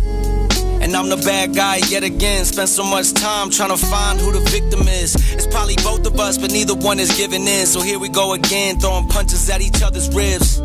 Gunshots sting like a buckshot. The pain hits deep, it's like my heart becomes a blood clot. Love dots, you're unblocked. Just to get this message, hope you get it on your bus stop. And then the bus crash, your true intentions unmasked. This should have been a fairy tale ending, but you uncast. I know it hurts bad, but you know you deserve that. We'll never have the life we once had. Hey. Emotional trauma with a prima donna. Hey. Yeah. Emotional trauma with you. I got my problems with you, but I can never get away. I wish my brain had a hard drive that I could reset. Wish I made the right decisions, but it's hard to reject. Moving on, but you got me on both sides of the fence. Left your mark forever, that's without a scar on the flesh. Wish that I was sick and didn't hit the bar when we met. And spent my money time with you just to be in this debt. See you happy somewhere else while I've been filled with regret. Try to find someone to blame, but it's just cause and effect. Hey. I thought that was the truth, cause nothing lasts forever, that's except for me and you. Young and unaware of all the shit that we would do. Try to make it out alive, but didn't make it through. Your parents probably hate me, but my mom still always asks if we're getting back together, even though it ended bad. Forward thinking, haunted by the habits of my past. Precious moments with you, girl, you even met my dad. And any girl after you won't ever have the pleasure. So I guess it's part of why it's hard for me to ease the pressure. So many years, so many times I can't remember. Fear I'll lose them all forever. Hey. Yeah. Emotional trauma with a prima donna. Yeah. Emotional trauma with you. I got my problems with you, but I can never get away. I can never get away. So I can never get away. So I can never get away.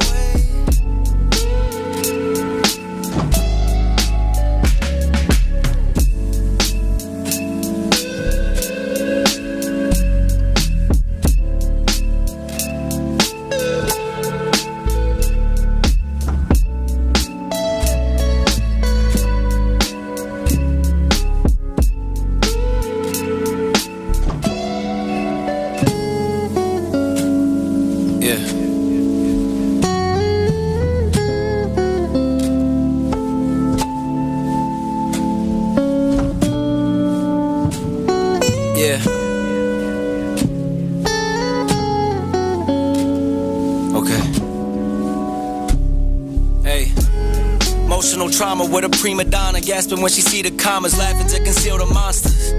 I feel like Kanye when he lost his Donda. When my father left me, you were there to heal the pain I conquered. I never pay you back for what that meant to me. Some scars just fade physically, but never leave mentally. It's where we're people spiritually connected, turn to enemies, and memories turn to villain origin accessories. And I'm the bad guy yet again. Spent so much time trying to find who the victim is. It's probably both of us, but neither one is giving in. So here we go again, throwing punches at each other's ribs. Gunshots sting like a buckshot. The pain hits deep, it's like my heart becomes a blood clot. Love dots, you're unblocked. Just to get this message, hope you get it on your bus stop. And then the bus crash, your true intentions unmasked. This should have been a fairy tale ending, but you uncast. I know it hurts bad, but you know you deserve that. We'll never have the life we once had. Hey. Emotional trauma with a prima donna. Hey. Yeah. Emotional trauma with you. I got my problems with you, but I can never get away. I wish my brain had a hard drive that I could reset. Wish I made the right decisions, but it's hard to reject. Moving on, but you got me on both sides of the fence.